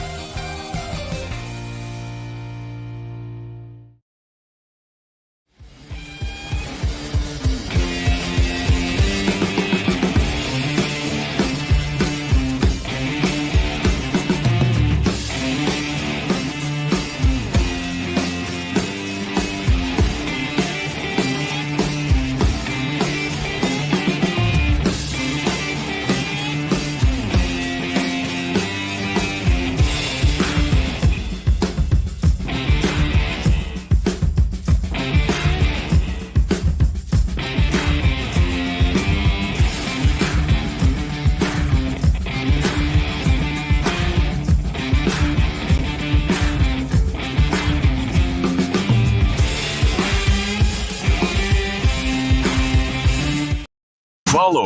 It's another Sports Daily Insider interview on KFH. All right, welcome back in as we bring in Shreyas Laddha. Real quick, we'll give you some HTO. Right now, you can win a free cup of tea by texting the keyword tea to 20357. You can enter once per day. Message and data rates apply. Good for either Wichita location or in Derby. That's T-E-A to 20357 to win a free cup of tea from HTO. We welcome in Shreyas Laddha, our KU Insider here to the program. Glad to have Shreyas with us here. Shreyas, you got a nice story dropping today, taking people inside what it's like to be a college athlete. We'll get to that in just a little bit. Folks can find it right now at the KC Star. But I want to talk about Arkansas first, something else you wrote about. You called it not lucky that KU matched up with Arkansas and then a little less so with St. John's. I actually think it's the perfect draw. When I look at the 10s and when I look at the what is it, 2s, I don't know that they were going to get much better stylistically than what they were able to get in this one. Tennessee, Michigan State, kind of the same vibe as St. John's. But when we know KU can get shot out of the gym, getting a couple teams that don't shoot the ball very well is as good as I think you could hope for Kansas. Yeah, I think my deeming of not lucky was more so because I guess technically they could have had one easier draw. I think they were right. The second easiest, this thing. I think St. John's, if they make it past, which I think they will, if they make it, St. John's is an interesting thing because their defense is phenomenal, right? And KU's defense is not, or KU's offense isn't great, but their offense is pretty bad. So in a sense, there is a path to the Sweet 16 for Kansas because both the teams they play offensively are not fantastic.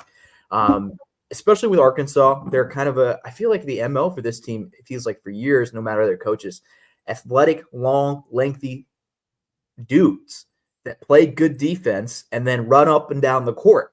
And they don't make a lot of threes. I think they're 200th and like 9th or something like that in 3-point rate. I think it's much worse than that, actually. Let me look. 240.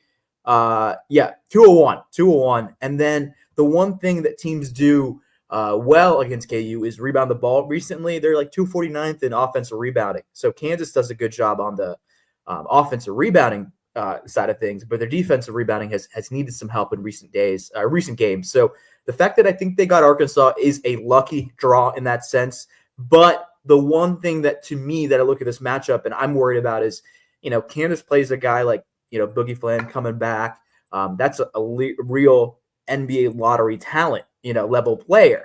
Kansas doesn't have a lot of those guys. I don't think they have anybody on that roster that's even a first-round pick this year. If any of all of them declared, not a single one of them would be picking the first round. Maybe Flory at the end of it, just because, everyone loves the illusion of what they could be because they're young. It's the NBA.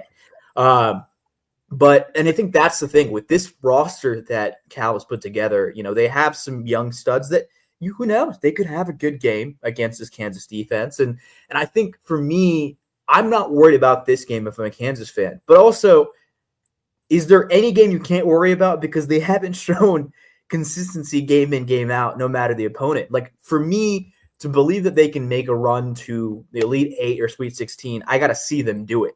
We haven't seen them win 2 straight games that often this year. I think they beat Arkansas. I think they lose to St. John's, but I could be wrong. I've been wrong before. It's interesting, Shreyas, because Kansas in recent weeks, in recent games, they have made even mediocre three-point shooting teams look outstanding shooting the three. And they've honestly left guys wide open to shoot threes. And whether we're talking about coming off of ball screens poorly or not closing out, not getting a hand up, whatever it is, I feel like with a team like Arkansas and even St. John, like neither of these teams shoot the three particularly well. I don't think that Kansas has to play lockdown perimeter defense. They just need to do slightly better than what they've been able to do as of late in defending the three. I completely agree. They've let bad three-point shooting teams look good, or mediocre three-point shooting teams is probably the better word here in some of these games, look really good. But honestly, on the flip side of that, I don't know if you guys noticed this. In the Big 12 tournament, they hit double-digit three-point makes for the first time all year in consecutive games. They haven't done that all year. That, to me, if you're a Kansas fan, that's a little nugget that I'm like, okay, I feel good. And I've been saying it all year, right? If you're not going to defend the three well, then you have to be able to make threes on the other end, which they haven't done. But Zeke Mayo is as hot as he's been all year. three straight games with 5 made 3-pointers. If he can carry that over to tournament play, they're probably going to steal a game or two that they have no business winning. Like St. John's on paper is a better team than Kansas, even if they're deficient offensively. They're the number 1 team in the nation on defense. They're led by a guy who was a Kansas guy back in the day, Zuby Ejiofor. Yeah. Obviously transferred first year on the beat for me. A year after that, I thought he would stay. Obviously, He's really good. Coming in, really good. So there's a little bit of that storyline, and they have a great coach in Patino. And Cal, of course, is a great coach for Arkansas. So, it's such an interesting draw for me with Kansas because there's so many different possibilities of what this KU team could look like that I can't really predict what's going to happen until the game plays out, I totally agree with that. Like, I just think, this is what gets so weird. Like, I don't think Arkansas and St. John's are bad. I think they're both really good and capable of being really good. I just think they happen to be stylistically what Kansas has to see, right? Like, Kansas kind of has to see that if they're going to have a chance, because they can. It's too. We've seen it a billion times this year. Teams that hit 3-pointers, Kansas can't defend it well, and so. We've been looking at it for a long time. I've had St. John's circled forever. Like, I'll take my chances there with Kansas just trying to match up defensively with somebody that it already struggles on offense. I completely agree. Can they play Diggy?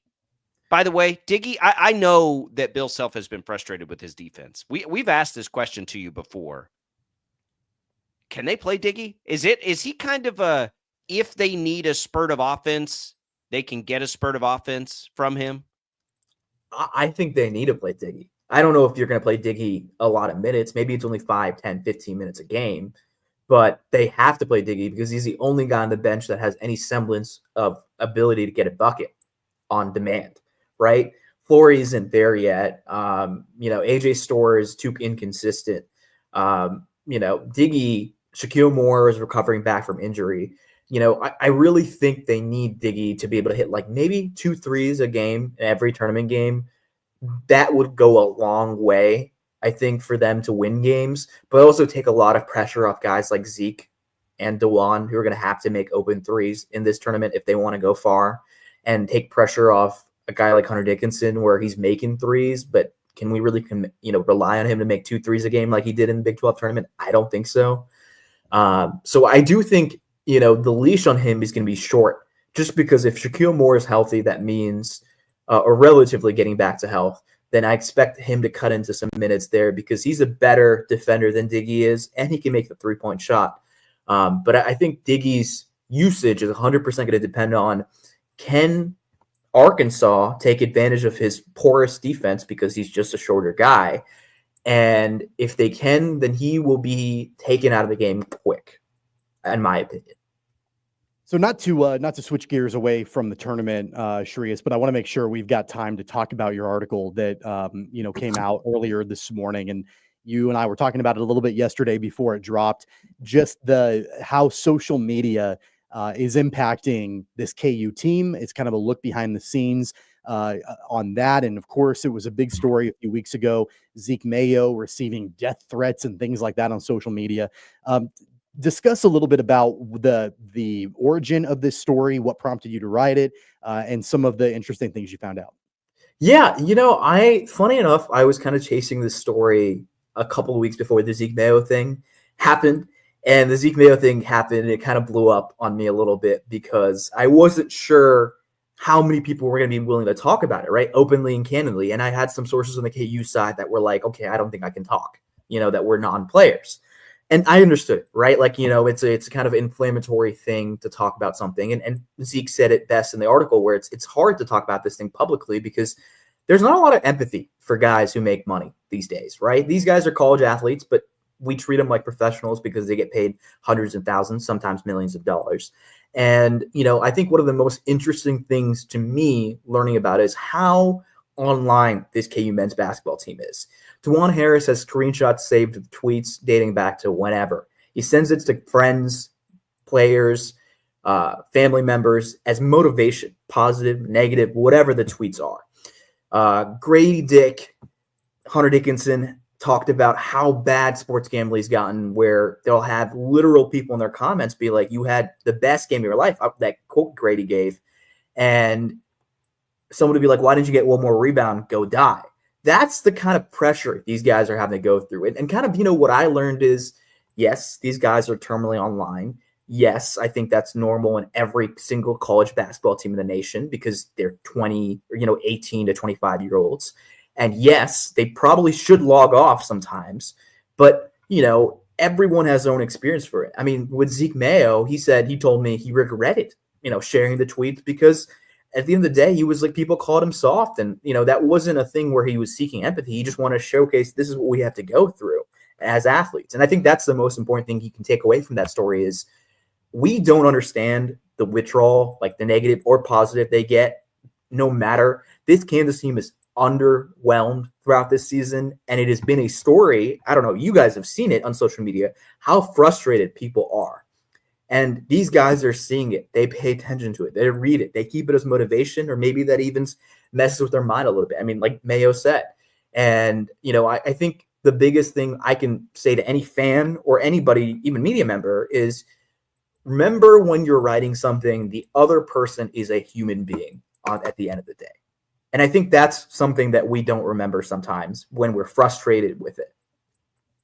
I think too, like the conversations that you have with people we have here are far more, they're almost never personal attacks, especially for young people and unwarranted, but it's a societal problem.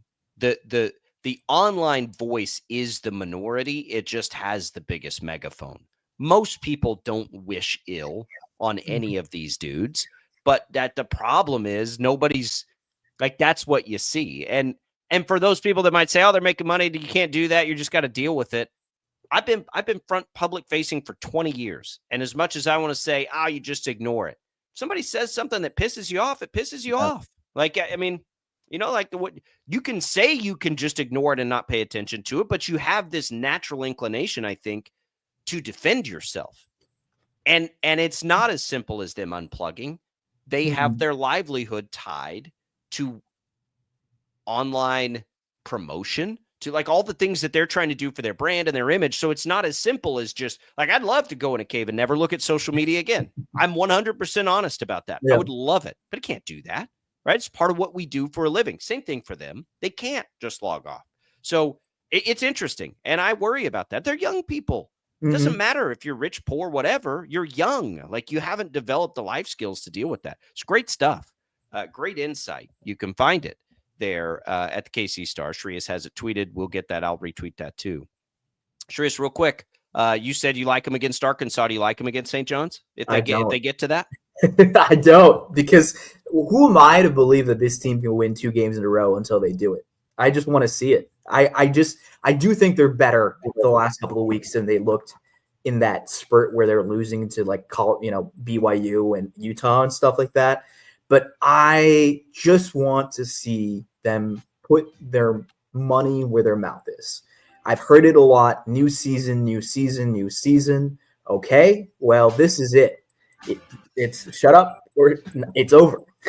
Get it done. They'll have a couple of chances at it. Shreyas, we appreciate it. One way or the other, we'll be back here to talk about it, whether the season's over or they're playing in the Sweet 16 next week. Good stuff in the story. We'll talk again soon.